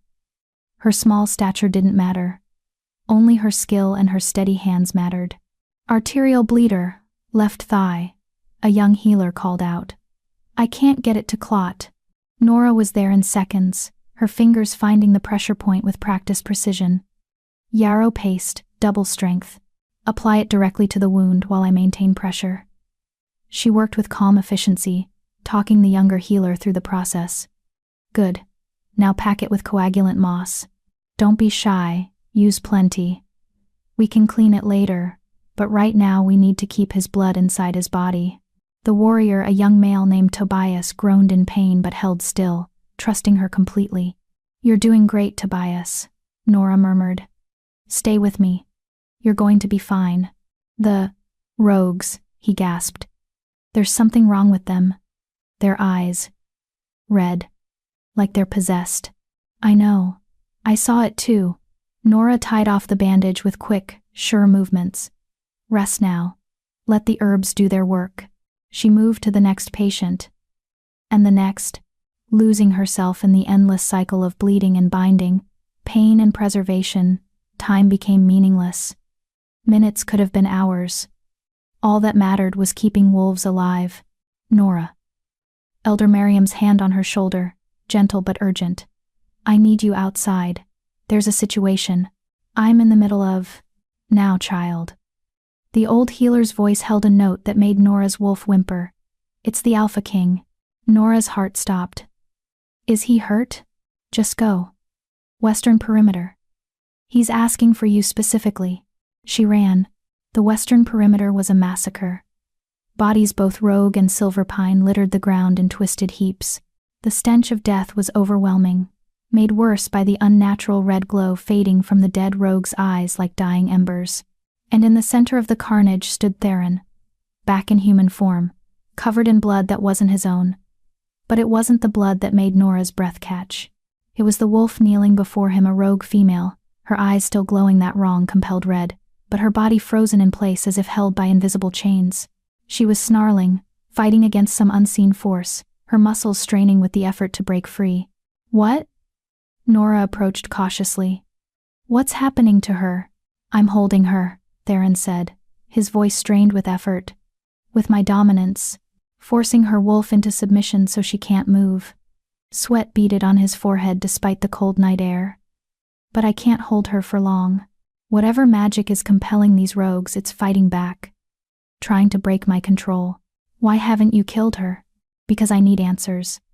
His ice blue eyes flicked to Nora. And because something you said earlier made me think. You asked if I ever considered looking at the wolves everyone else overlooks. The rogue female's snarls had taken on a desperate quality, less aggressive, more panicked, like she was trying to communicate but couldn't. She's fighting it, Nora breathed, understanding. The compulsion. She's trying to fight it. Can you help her? Theron asked. Can your healing break whatever hold this dark magic has? I don't know. I've never dealt with anything like this. Try. Please. The plea in his voice was raw. If I can save even one of these rogues, maybe I can understand what we're truly facing. Maybe I can stop this before more wolves die. Nora moved slowly toward the kneeling rogue, keeping her movements non-threatening. Up close, she could see the female was young, maybe early 20s, with matted brown fur and eyes that flickered between red and amber, as if two forces were battling for control. What's your name? Nora asked softly, crouching down to eye level. The rogue snarled. But beneath it, Nora heard something that might have been words. I know you're in there. Nora continued, her voice steady and gentle. I know you're fighting. You're so strong to still be fighting after everything. But I need you to trust me. Can you do that? The rogue's eyes flickered amber, then red, then amber again. Nora reached out slowly, placing her hand on the rogue's chest. The moment skin met fur, she felt it a wrongness, like ice water in veins that should run hot. Dark magic, yes, but more than that. A compulsion so deep it had rewritten the rogue's very instincts. Moon goddess, Nora whispered. Someone bound her. Forced a submission bond without her consent. That's what's controlling her. Can you break it? Theron's voice was tense. I can try. Nora closed her eyes, reaching for her wolf, for the healing gift that Elder Miriam said ran through her bloodline. She'd never tried anything like this before, had never even known it was possible. But the rogue was dying, her consciousness being slowly devoured by the compulsion. If Nora didn't act now, there would be nothing left to save. She felt her way along the dark binding, following its threads back to their source. The magic resisted, burning like acid against her consciousness. But Nora pushed deeper. She thought of all the years she'd been invisible, overlooked, dismissed. All that pain, all that rage, all that determination to be more than what others saw. She channeled it into the binding and pulled. The magic shattered like glass. The rogue female collapsed, the red glow vanishing from her eyes as she shifted back to human form, a thin, scarred young woman who sobbed into the dirt with the relief of someone freed from torture. "Thank you," she gasped between sobs. Thank you, oh moon goddess, thank you." Theron was staring at Nora with an expression she couldn't read. "How did you do that?" "I don't know," Nora admitted, her hands shaking with exhaustion. "I just felt it. The binding. And I knew it was wrong, so I broke it. No one should be able to break a compulsion binding." Theron knelt beside the freed rogue, his voice gentle despite its intensity. "Who did this to you? Who's commanding the rogue pack?" The female looked up, her amber eyes haunted. "His name is Mordecai. He calls himself the Forgotten Alpha. Says he was cast out of the Northern Territories decades ago, before you were born. He's been building an army in the wastelands, binding rogues to his will. He wants revenge on all the packs that rejected him. How many wolves does he control? Hundreds. Maybe more." She shivered violently. "And he's coming for you specifically. Alpha King. He says you're the symbol of everything wrong with pack hierarchy. He wants to tear down the Northern Territories and rebuild them with rogues on top. No more alphas. No more omegas. Just strengthen those who serve it." The implications hit Nora like a physical blow. If Mordecai truly controlled hundreds of compelled rogues, Silverpine was just the beginning. The entire territory structure was at risk. "Where is he?" Theron demanded. "I don't know exactly. Somewhere deep in the eastern wastes." But the female's eyes widened with terror. "Oh no. Oh moon goddess. No." "What?" "The attack tonight, it wasn't meant to take territory. It was reconnaissance. He wanted to see how you'd respond, what your defenses were, and now he knows." She grabbed Theron's arm desperately. "He's coming. With everything. Tomorrow night, he's bringing the full army to crush Silverpine and make an example of you." Silence fell over the blood-stained perimeter. Tomorrow night. Less than 24 hours to prepare for an army of magically compelled rogues led by a vengeful Forgotten Alpha with decades of rage fueling his campaign. "We need to evacuate," Nora said quietly. "Get the civilians out. There's no way we can defend against those numbers. If we evacuate, Mordecai wins." Theron countered. "He gets to claim he drove the Alpha King from territory. Other packs will lose faith. The Northern Territories will fracture. Better fractured than dead." "Is it?" His eyes met hers, and Nora saw the impossible weight he carried. "If I run now, how many other packs will he destroy before someone stops him? How many wolves will suffer under his compulsion?" "You can't save everyone, Theron." "No, but I can try." And in that moment, looking at the Alpha King covered in blood and determination, refusing to abandon wolves he barely knew, Nora finally understood why the moon goddess had paired them. He needed someone who would remind him that heroism and survival weren't mutually exclusive, and she needed someone who would prove that being seen was worth the risk. Chapter 8. The Forgotten Alpha. Dawn broke over Silverpine territory with the bitter taste of ash and blood still heavy in the air. Nora had worked through the night, tending to the wounded from the rogue attack. 17 warriors injured, 3 dead. The losses weren't catastrophic, but they were devastating enough. Each body wrapped in burial cloth represented a family shattered, a hole in the pack that would never quite heal. And tomorrow night, there would be more. She found Theron in the war room, surrounded by maps and battle plans, his eyes bloodshot from lack of sleep, but still sharp with focus. Alpha Donovan stood across from him, their conversation tense and low. "Suicide to stay here," her father was saying. "Even with reinforcements from the neighboring packs, we're looking at 10-to-1 odds, maybe worse. Then we don't fight them head-on." Theron's finger traced a route on the map. "We use the terrain. Force them into choke points where numbers don't matter. Thin their ranks before they reach the pack grounds. And if your choke points fail, If they break through, then we make our stand here. Theron's voice was absolute. I won't abandon Silverpine to Mordecai's army. I won't set a precedent that the northern territories can be conquered through fear, even if it costs lives. Especially if it costs lives. Theron looked up, his ice-blue eyes haunted. Because if we don't stop him here, how many more lives will it cost down the line? How many packs will fall to his compulsion before someone finally makes a stand? Nora cleared her throat softly. Both alphas turned to look at her. Surprise evident on their faces. She wasn't supposed to be here. War councils were for warriors and leaders, not Omega healers. Forgive the intrusion, Alpha King, Nora said formally. But I may have information that could help. Speak, Theron commanded, though his expression softened slightly when their eyes met. The rogue you spared last night, her name is Kira. I've been treating her for compulsion sickness. Nora moved closer to the table, trying to ignore how both alphas stiffened at her proximity to their strategic plans.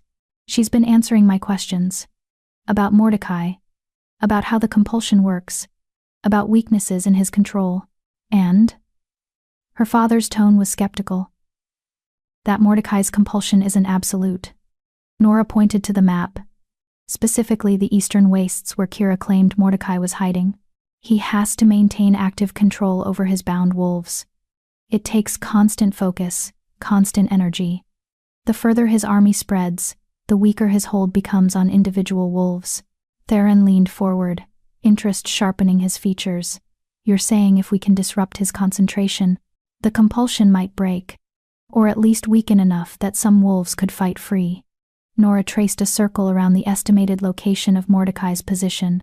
Kira said he always stays at the center of his forces, protected by his strongest bound wolves. If a small team could reach him while he's focused on commanding the main army. A strike team, Theron breathed.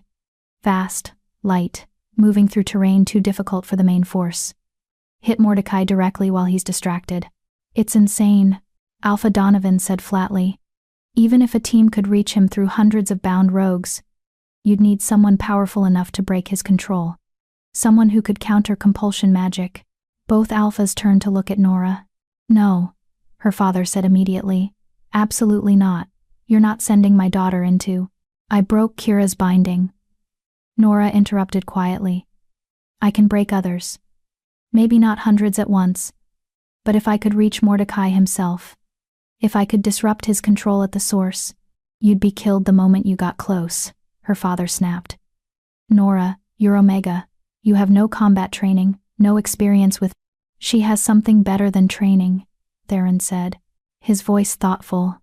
She has a gift none of us possess. The ability to see and undo magical bindings. His eyes met Nora's across the table, and the bond hummed between them. And she has courage that puts most warriors to shame. This is madness. Her father slammed his fist on the table. She's my daughter.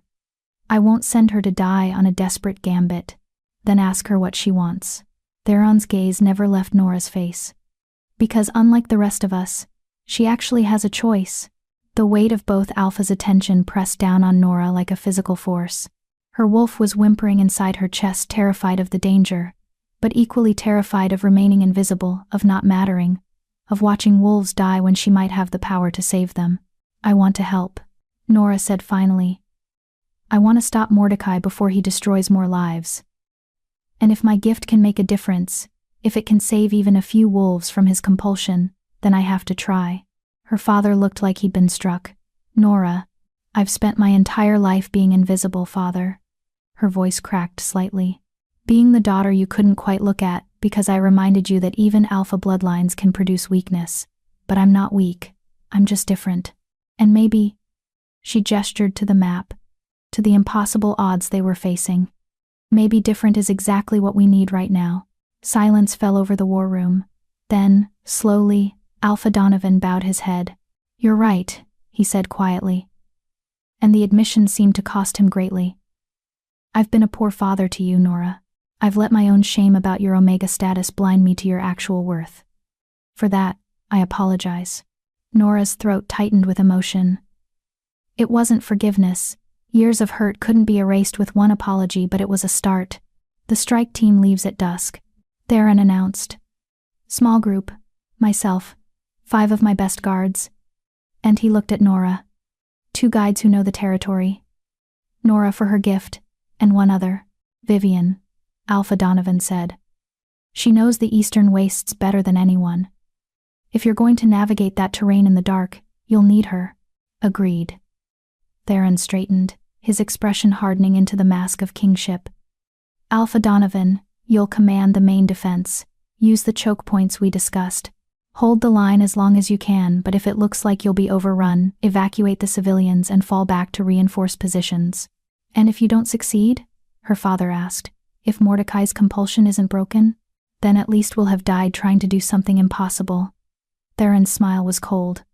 Which is better than dying while doing nothing at all. The hours until dusk passed in a blur of preparation. Nora worked with Elder Miriam, preparing concentrated doses of herbs that might help counteract compulsion sickness. She didn't know if they'd work against Mordecai's magic directly, but having options was better than going in empty-handed. You know this is suicide, Miriam said quietly, grinding moonwort into a fine powder. Even with your gift, even with the Alpha King's protection, what you're attempting is impossible. Probably, Nora agreed. But someone has to try. Why does it have to be you? Because I can see the bindings. Because I can break them. Nora's hands stilled over the mortar and pestle. And because if I don't, hundreds of wolves will die tomorrow night. Maybe thousands. If Mordecai isn't stopped here. Miriam studied her with ancient knowing eyes. You've changed, child. Just in the last few days. You're not the invisible Omega who hid in shadows anymore. No, Nora agreed softly. I'm not. I don't know what I am now, but I'm not that. You're becoming who you were always meant to be. Miriam pressed a small leather pouch into Nora's hands. Emergency supplies, coagulants, pain suppressors, and something special, a powder made from silver leaf and moonflower. If you're facing dark magic, throw it in the air and breathe through cloth. It won't stop compulsion, but it might buy you a few seconds of clarity. Thank you, Elder. Come back alive, Nora Blackwood. Miriam's voice was fierce. We're not done with your training yet. As evening approached, Nora made her way to the assembly point near the eastern gate. The strike team was already gathering 6 royal guards in light armor designed for speed over protection, checking weapons with practiced efficiency. And standing slightly apart, looking both determined and terrified, was Vivian. Nora approached her sister slowly. Are you sure about this? No, Vivian admitted. But I'm going anyway. Someone needs to guide you through the swamps, and it's going to be me. You could die. So could you. Vivian's eyes were bright with unshed tears. We could all die tomorrow. But at least we'll die doing something that matters, right? Isn't that what you said? I'm starting to think I say too many inspirational things. Vivian laughed sharp and slightly hysterical. Me too. But here we are. She grabbed Nora's hand suddenly, squeezing hard. If we don't make it back, if something happens, I need you to know I'm sorry. For all the years I kept my distance. For letting others treat you poorly. For being too afraid of losing status to stand up for my own sister. Vivian. Let me finish. Vivian's voice cracked. You've always been stronger than me, Nora. You just didn't know it. And I was jealous of that. Jealous of your ability to endure, to survive, to be kind even when the world was cruel to you. I'm proud to call you my sister. I just wish I'd said it sooner. Nora pulled Vivian into a fierce hug, years of distance melting away in the face of potential death. We're going to survive this, she whispered. Both of us. And when we do, we're going to rebuild what we should have had all along. Deal. Strike team, assemble. Theron's voice cut through the emotional moment. He stood at the gate, already shifted halfway, his eyes glowing silver blue, claws extended, his dominance rolling off him in waves. We move fast, we move silent, and we don't engage unless absolutely necessary. Our goal is Mordecai, not his army. Everyone clear? A chorus of acknowledgments answered him. Theron's gaze found Nora in the crowd. And for a moment, the Alpha King mask slipped. She saw fear there, not for himself, but for her. The bond pulled tight between them, a physical ache of longing and worry. Stay close to me, he said quietly as she approached. Don't take unnecessary risks. And if I tell you to run, I won't, Nora interrupted. I'm not leaving you to face Mordecai alone. Nora, we're bonded, Theron. She said it quietly, but with absolute certainty. Whether you accept it or not, whether it's convenient or not, the moon goddess chose us for each other. Which means where you go, I go. Especially into impossible situations. Something in his expression broke relief and despair mixing together. You're impossible. So you keep telling me. He cupped her face gently, his thumb tracing her cheekbone with a tenderness that made her breath catch. When this is over, he said softly, when we survive this insanity, we're having a very long conversation about bonds and choices, and what we both want. Promise, promise. The eastern gate opened with a groan of ancient wood. Beyond it, the forest waited dark, dangerous, and full of wolves who wanted them dead. The strike team moved out into the gathering darkness, 9 wolves racing toward impossible odds and the desperate hope that maybe, just maybe, courage and impossible gifts would be enough. Behind them, Silverpine territory prepared for war.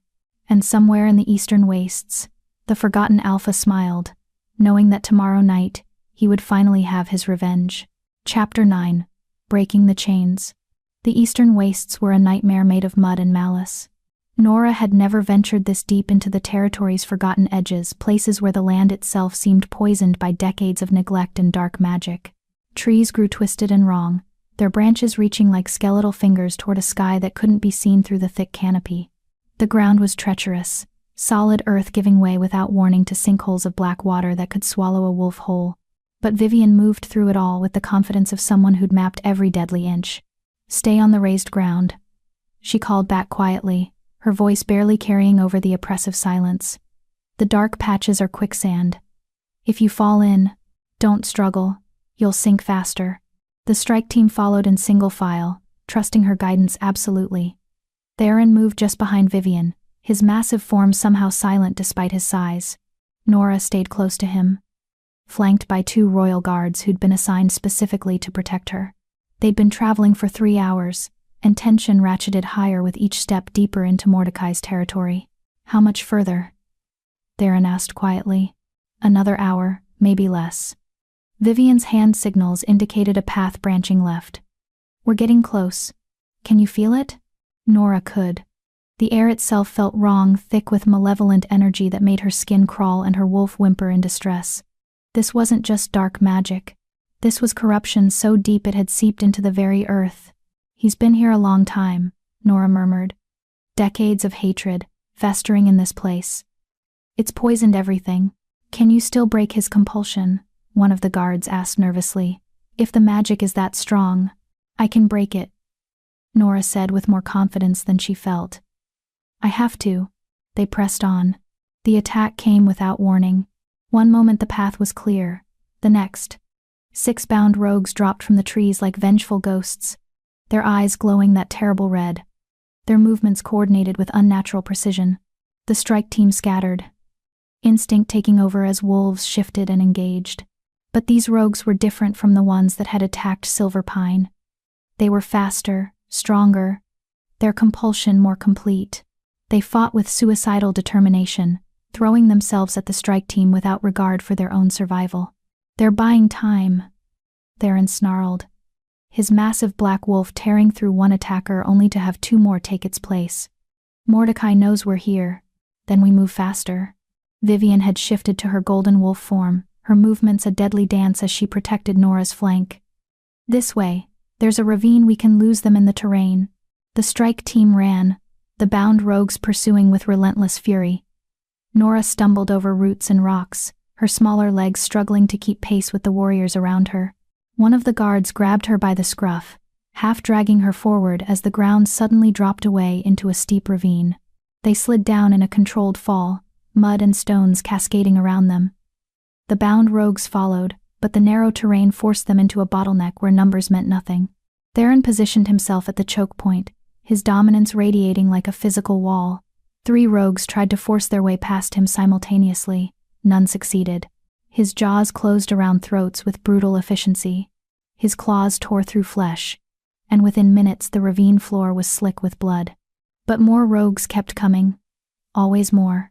We can't hold them forever, one of the guards shouted.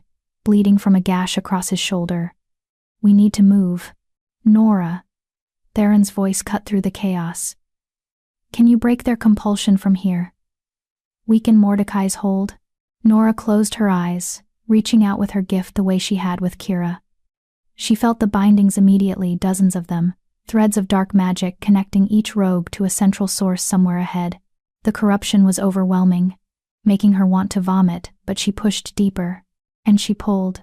The bindings resisted viciously, fighting back with a malevolence that felt almost alive. But Nora was desperate, and desperation made her reckless. She gathered every ounce of her healing gift, every scrap of her determination, and yanked with everything she had. 3 bindings shattered. 3 rogues collapsed mid-attack, their red eyes fading to amber as confused consciousness returned. They stared at their hands covered in blood, surrounded by violence they couldn't remember choosing, and began to scream.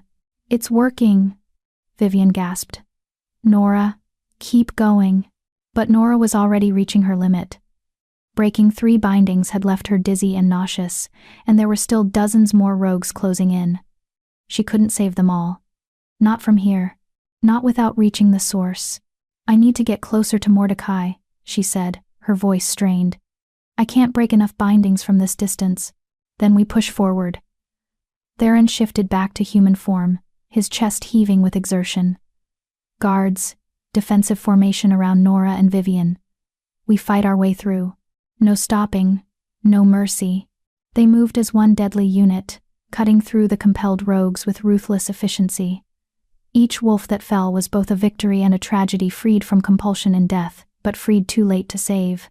Nora tried not to look at their faces.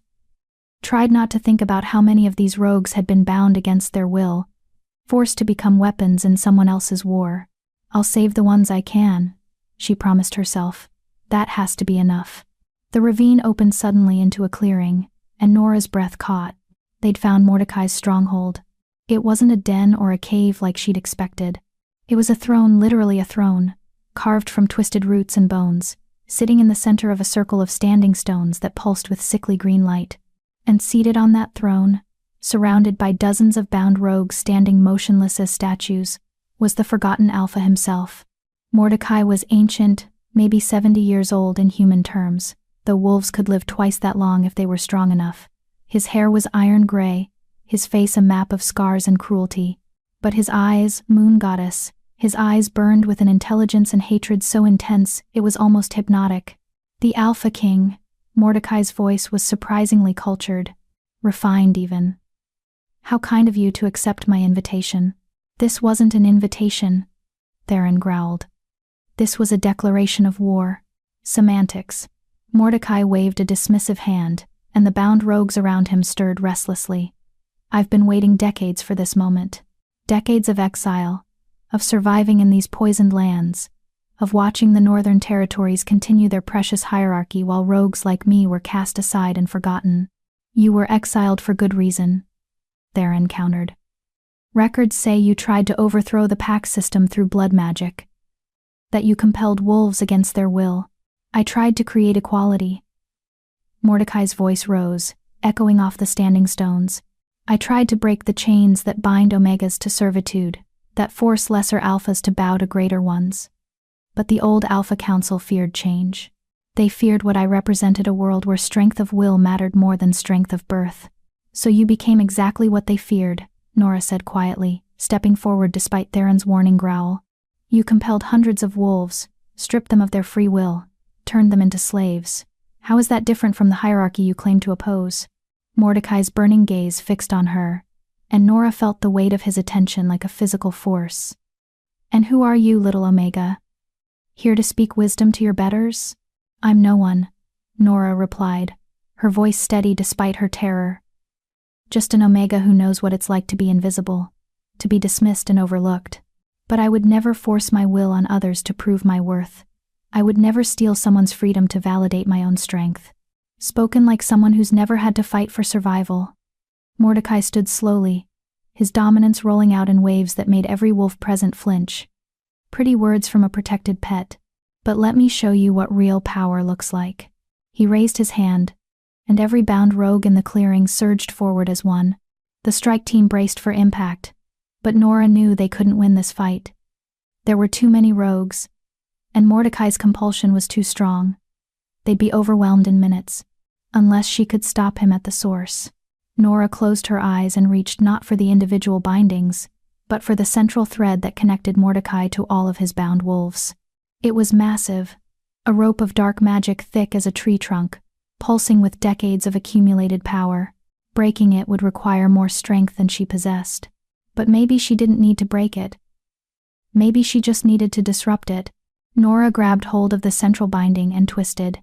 The effect was immediate and catastrophic. Every bound rogue in the clearing screamed in unison, their red eyes flickering between compulsion and consciousness. Mordecai staggered, his hand flying to his chest as his carefully constructed control began to fracture. What? He focused on Nora with sudden, terrible clarity. What are you? I told you. Nora gasped, her nose bleeding from the effort of manipulating such powerful magic. I'm no one. Just an Omega, who can see chains that others can't. And I'm very good at breaking them. She twisted harder, pouring everything she had into disrupting the binding. Around her, rogues began to collapse, freed from compulsion but too disoriented to fight. The clearing descended into chaos as the strike team pressed their advantage, cutting through the confused rogues to reach Mordecai himself. But the Forgotten Alpha wasn't finished yet. If I can't have my army, he snarled, dark magic gathering around him like a storm, then no one will survive to celebrate my defeat. The standing stones began to glow brighter, the sickly green light intensifying until it was painful to look at directly. Nora felt the magic building, not compulsion this time, but something worse. Something destructive. He was going to destroy the clearing, kill everyone in it, including his own bound wolves, rather than accept defeat. Theron, get everyone out, Nora screamed. He's going to. I'm not leaving you. Theron had reached Mordecai's throne, his claws extended, ready to tear the old Alpha apart. But the destructive magic was building too fast, crackling through the air like lightning waiting to strike. Nora made a decision. She released the central binding she'd been disrupting and instead grabbed hold of the destructive magic itself. It burned like acid, tearing through her consciousness with agony so intense she couldn't breathe. But she held on, redirecting its flow, channeling it away from the clearing and back toward its source, back toward Mordecai. No. The Forgotten Alpha screamed as his own magic turned against him. You can't. This is impossible. Apparently, Nora gasped through blood and tears. I'm really good at impossible things. The magic detonated. The explosion of light and force threw everyone in the clearing backward. Nora felt herself flying, felt the impact as her body hit a tree, felt pain bloom through her ribs like fire. Then darkness claimed her, and she knew nothing more. Chapter 10. The Omega Luna. Nora woke to the scent of pine, healing herbs, and something else, something warm and familiar that her wolf recognized immediately. Mate. She opened her eyes slowly, wincing at the brightness. The healing ward. She was back in the healing ward, lying in one of the private recovery rooms reserved for critical patients. Her entire body ached with a bone-deep exhaustion that suggested she'd been unconscious for more than a few hours. And sitting beside her bed, head bowed and hand wrapped around hers, was Theron. He looked terrible, dark circles under his eyes, several days' worth of stubble on his jaw, his clothes rumpled and stained with old blood. But he was alive, whole, present. How long? Nora's voice came out as a raspy whisper. Theron's head snapped up, his ice-blue eyes widening with relief so profound it made her chest ache. 3 days, he said hoarsely. You've been unconscious for 3 days. Elder Miriam said you burned through so much of your life force manipulating Mordecai's magic that, his voice broke. We almost lost you, Nora. Your heart stopped twice. But I'm alive. Barely. His hand tightened around hers almost painfully. Don't you ever do something that reckless again. Do you understand me? Did it work? Nora asked, ignoring his command. Is Mordecai dead? The magic you redirected consumed him from the inside out. By the time the light cleared, there was nothing left but ash. Theron's expression was complicated satisfaction mixed with something that looked like awe. You killed the Forgotten Alpha, Nora. An Omega healer killed one of the most powerful dark magic users the Northern Territories has seen in decades. I didn't kill him, Nora corrected quietly. His own hatred killed him. I just pointed it in the right direction. Semantics. Theron managed a weak smile. The result is the same. Mordecai's army collapsed the moment he died. Every binding shattered simultaneously. We saved 73 rogues wolves who'd been compelled for months, some for years. They're free now because of you. 73. Not hundreds. Not the full army. But 73 wolves who would wake up in control of their own minds again. 73 second chances. And the strike team? Nora asked. Vivian. The guards. All alive. Some injuries, but everyone survived. Theron's thumb traced circles on the back of her hand absently, like he couldn't quite believe she was real. Your sister carried you out of that clearing herself. Refused to let anyone else touch you. Said it was the least she could do after you saved all our lives.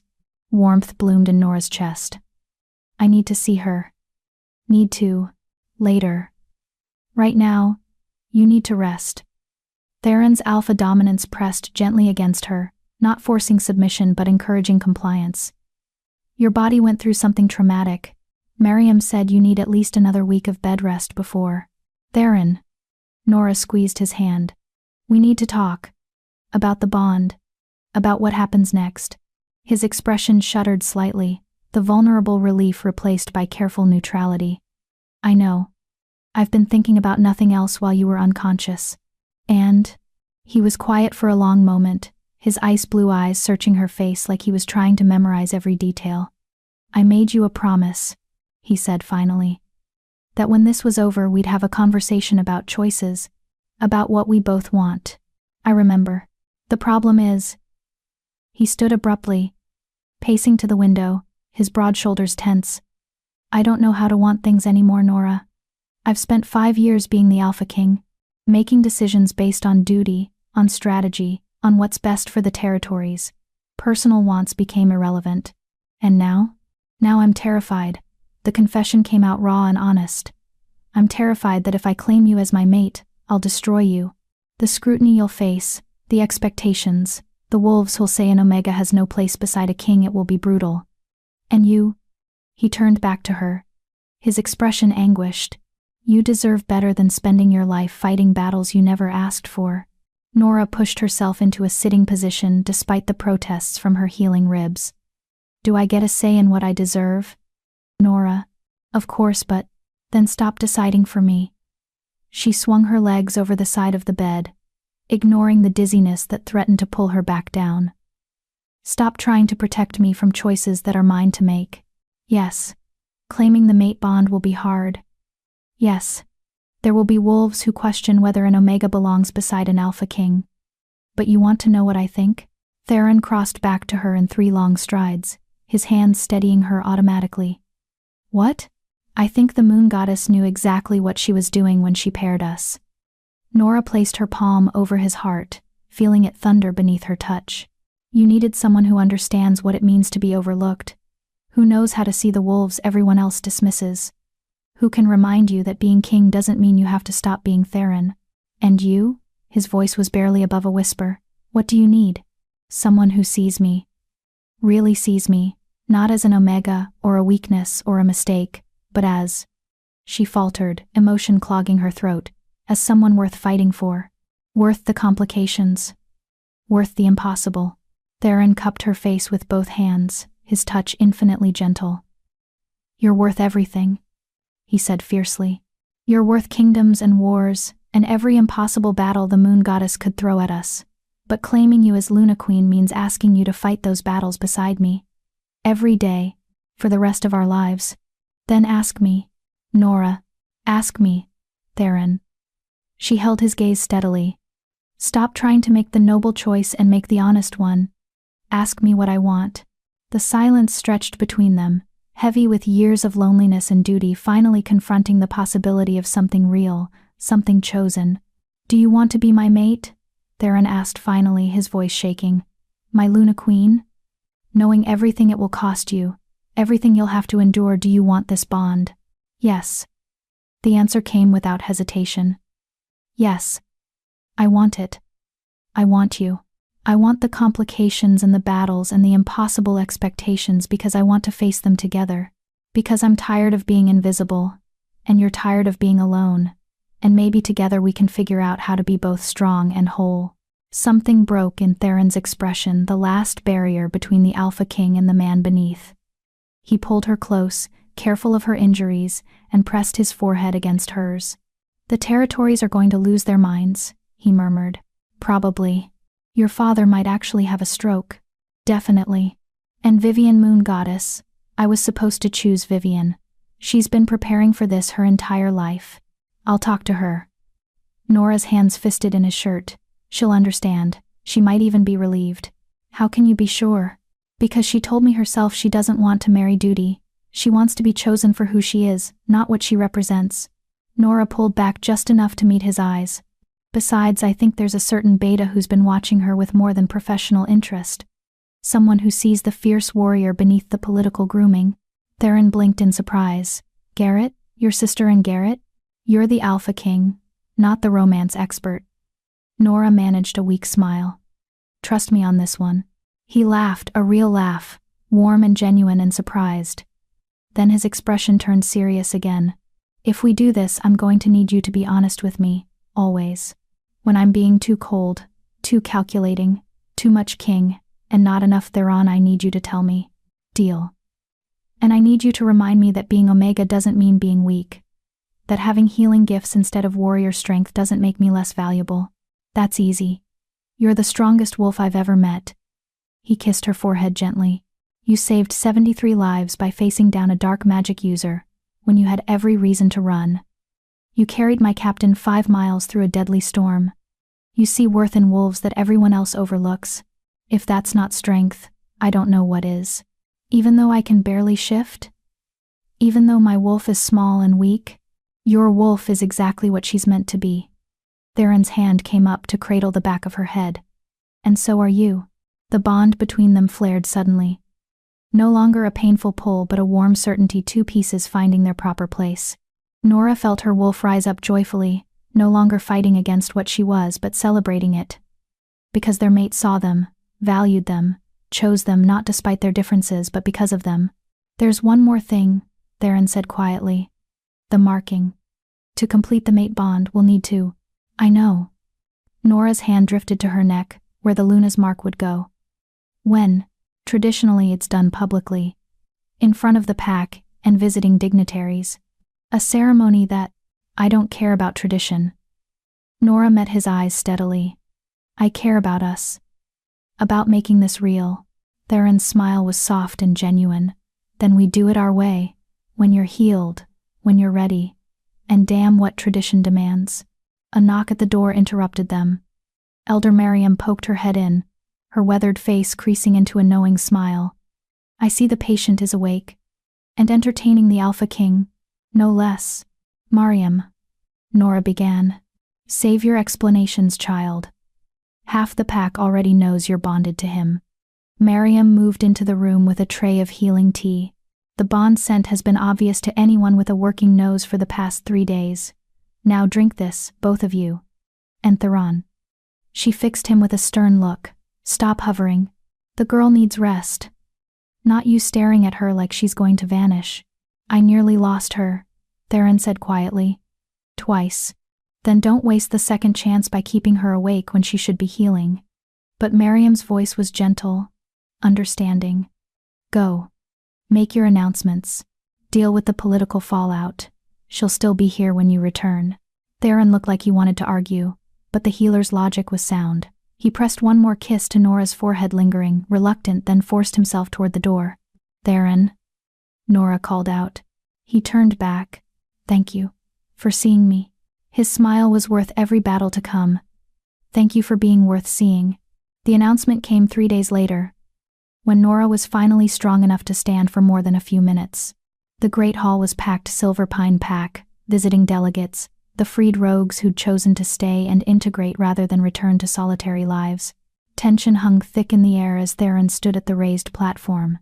Nora beside him, facing a sea of confused and anxious faces. Alpha Donovan stood near the front, his expression carefully neutral. Beside him, Vivian looked calm, surprisingly calm, like she'd already accepted what was coming. 3 days ago, Theron began, his Alpha King voice carrying to every corner of the hall. We faced an enemy who sought to tear down pack hierarchy through force and compulsion. An enemy who believed that strength alone should determine worth. We defeated him not through greater violence, but through the courage and gift of a wolf most of you have overlooked your entire lives. Murmurs rippled through the crowd. Nora felt dozens of eyes land on her, felt the weight of their surprise and skepticism. Nora Blackwood saved 73 wolves by breaking magical compulsion that should have been unbreakable. She faced down the forgotten Alpha without flinching. She risked her life repeatedly to protect wolves she'd never met. Theron's hand found hers, lacing their fingers together. And through all of it, I watched her demonstrate the kind of strength that can't be measured by dominance or combat skill. The strength to see worth where others see weakness. The strength to act when action seems impossible. The silence in the Great Hall was absolute. The Moon Goddess, in her wisdom, marked Nora Blackwood as my mate. Theron's voice rang with absolute conviction. Not Vivian, though she is magnificent and will make some worthy wolf an exceptional mate when she chooses. Not a political alliance or strategic partnership, but a true bond, one that challenges everything we think we know about hierarchy and worth. Alpha King Alpha Donovan began, but Theron raised a hand. I know what you're thinking. An Omega cannot be Luna Queen. The territories won't accept it. It violates tradition and weakens the crown. His ice blue eyes swept the crowd. And you're right. It does violate tradition. It does challenge what we've always believed about pack hierarchy. But ask yourselves, when has tradition ever been more important than truth? When has political convenience ever mattered more than the Moon Goddess's will? No one answered. I am claiming Nora Blackwood as my mate and Luna Queen, Theron announced. Not because it's easy or expected, but because she is my equal in every way that matters. And if the Northern Territories cannot accept an Omega Luna who saved dozens of lives and killed a dark magic user to protect them, his dominance flared, making every wolf in the hall feel the weight of his power, then perhaps the territories need to reconsider what strength actually means. The silence stretched for what felt like an eternity. Nora held her breath, waiting for the outcry, the protests, the rejection that would prove Theron's faith in her was misplaced. Then, slowly, one wolf began to clap. Kira, the freed rogue, Nora had saved first, stood from her place near the back, her amber eyes bright with tears. She saved me, Kira said loudly. When I was lost in compulsion, when I'd forgotten what it meant to have my own thoughts, she freed me. If that's not strength, if that's not worthy of being Luna, then what is? Another freed rogue stood. Then another. Within moments, all 73 saved wolves were on their feet, applauding. Some of them openly weeping. She carried Captain Riker 5 miles through a storm, one of the royal guards called out. Saved his life when the rest of us had given up hope. She faced Mordecai without fear. Another added. Stood between us and dark magic that could have killed us all. She's always been strong, a quiet voice said. Vivian stepped forward, her expression soft with genuine affection. I've just been too blind to see it, too caught up in trying to be perfect to notice that my sister was already everything a Luna should be: brave, selfless, willing to see value in wolves everyone else dismisses. She turned to Nora, her eyes glistening. I'm proud of you. And I'm proud to call you my Luna Queen. Alpha Donovan moved next, his steps heavy with the weight of years of regret. He stopped before Nora and, to her shock, actually bowed to his Omega daughter. I've been a poor father, he said, his voice thick with emotion. I let my own prejudices blind me to your worth. Forgive me, daughter. And rule well. One by one, the pack began to bow. Not in submission to Theron, but in acknowledgement of Nora, recognition of the Omega who'd been invisible for so long finally being seen. Tears streamed down Nora's face as she watched her pack, her territory, accept what should have been impossible. Accept her. Ready? Theron murmured, his thumb stroking the back of her hand. For what? For me to mark you as mine in front of everyone. His eyes glowed with anticipation and hunger and love, so much love it made her knees weak. For you to mark me as yours. For us to complete the bond and make this official. I've been ready since the moment I saw you, Nora whispered back. Theron smiled a real smile, warm and genuine and free of the cold mask he usually wore. Then he pulled her close, tilted her head to expose her neck, and bit down gently right where neck met shoulder. The marking wasn't painful, it was transcendent. Nora felt the bond snap fully into place, felt Theron's emotions flooding through the connection, his love, his pride, his absolute certainty that they were meant for this. She returned the marking, her smaller teeth finding purchase on his neck, and felt his wolf roar with triumph. When they pulled apart, the great hall erupted in cheers. If Nora's journey from Invisible Omega to Luna Queen moved you, subscribe so you never miss stories where the overlooked become extraordinary. Because these are the stories that remind us worth isn't measured by what others see, it's proven by what we dare to become. Comment. Tell me, have you ever felt invisible in a world that only sees what it wants? Share your story. You're seen here. The celebration lasted for hours. Freed rogues mingled with pack wolves, former enemies becoming allies through shared survival. Vivian laughed freely for the first time in years, Beta Garrett's attention firmly fixed on her in a way that made her blush. Alpha Donovan actually smiled at Nora tentatively, awkwardly, but genuinely trying to bridge years of distance. And through it all, Theron stayed beside Nora, his hand never leaving hers, his presence a constant reminder that she was seen, valued, chosen. As the festivities wound down and wolves began to disperse to their homes, Nora and Theron found themselves alone on the balcony overlooking the pack grounds. The moon hung full and bright overhead, the moon goddess watching, approving, perhaps even smiling at the impossible bond she'd crafted. What happens now? Nora asked quietly. We've won the battle, made the announcement, completed the bond. What comes next? Now? Theron pulled her against his chest, wrapping his arms around her from behind. Now we figure out how to rule together, how to rebuild the territories with new eyes. Eyes that see worth in wolves who've been overlooked. How to change centuries of tradition without destroying what's good about pack structure. That sounds impossible. Good thing we're both excellent at impossible things. She felt his smile against her temple. Besides, I have you. The Omega who killed a dark magic user, saved 73 lives, and convinced an entire territory to reconsider everything they thought they knew about strength. I just did what needed to be done. Exactly. Theron turned her in his arms, cupping her face with infinite tenderness. You see what needs to be done, and you do it. Without hesitation. Without counting the cost to yourself. That's what makes you extraordinary, Nora. Not your gift, not your courage, but your absolute refusal to stay invisible when wolves need you to be seen. I love you, Nora whispered, the words feeling both terrifying and freeing. Is that allowed? Can the Luna Queen love her Alpha King? Or is that too sentimental for royalty? I don't know about royalty, Theron murmured against her lips. But Theron Stormcrest loves Nora Blackwood with everything he has. And that's enough. He kissed her then, slow and deep and full of promise. A kiss that spoke of battles won and battles yet to come, of impossible bonds and chosen family, of an Omega and a king who rewrote destiny through sheer stubborn determination to see each other clearly. When they finally pulled apart, both breathless and grinning, Nora looked out over the territory that was now partially hers to protect. She thought of all the invisible wolves the Omegas overlooked, the rogues dismissed, the gentle souls who didn't fit pack expectations. She thought of how much work lay ahead, how many battles they'd face trying to change hearts and minds across the northern territories. But she also thought of Theron's hand in hers, of 73 freed wolves building new lives, of her sister's genuine pride and her father's tentative attempts at reconciliation. She thought of Elder Miriam's knowing smile, and the way even the royal guards now looked at her with respect instead of dismissal. Worth it, Nora said quietly. What? All of it. The storm, the battle, the impossible choices. It was worth it. Theron's arms tightened around her. Yes, it absolutely was.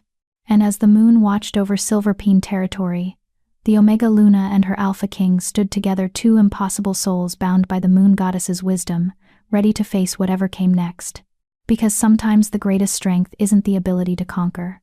Sometimes it's the courage to carry impossible burdens through deadly storms, to see worth where others see weakness, and to trust that being seen is worth every battle you'll face. And Nora Blackwood, the invisible Omega who became Luna Queen, was ready to prove it. Every single day, for the rest of her extraordinary life. Thank you for following Nora's journey from invisible Omega to Luna Queen. Her story reminds us that true strength isn't always visible. Sometimes it's carried in the hearts of those the world overlooks, waiting for someone brave enough to finally see.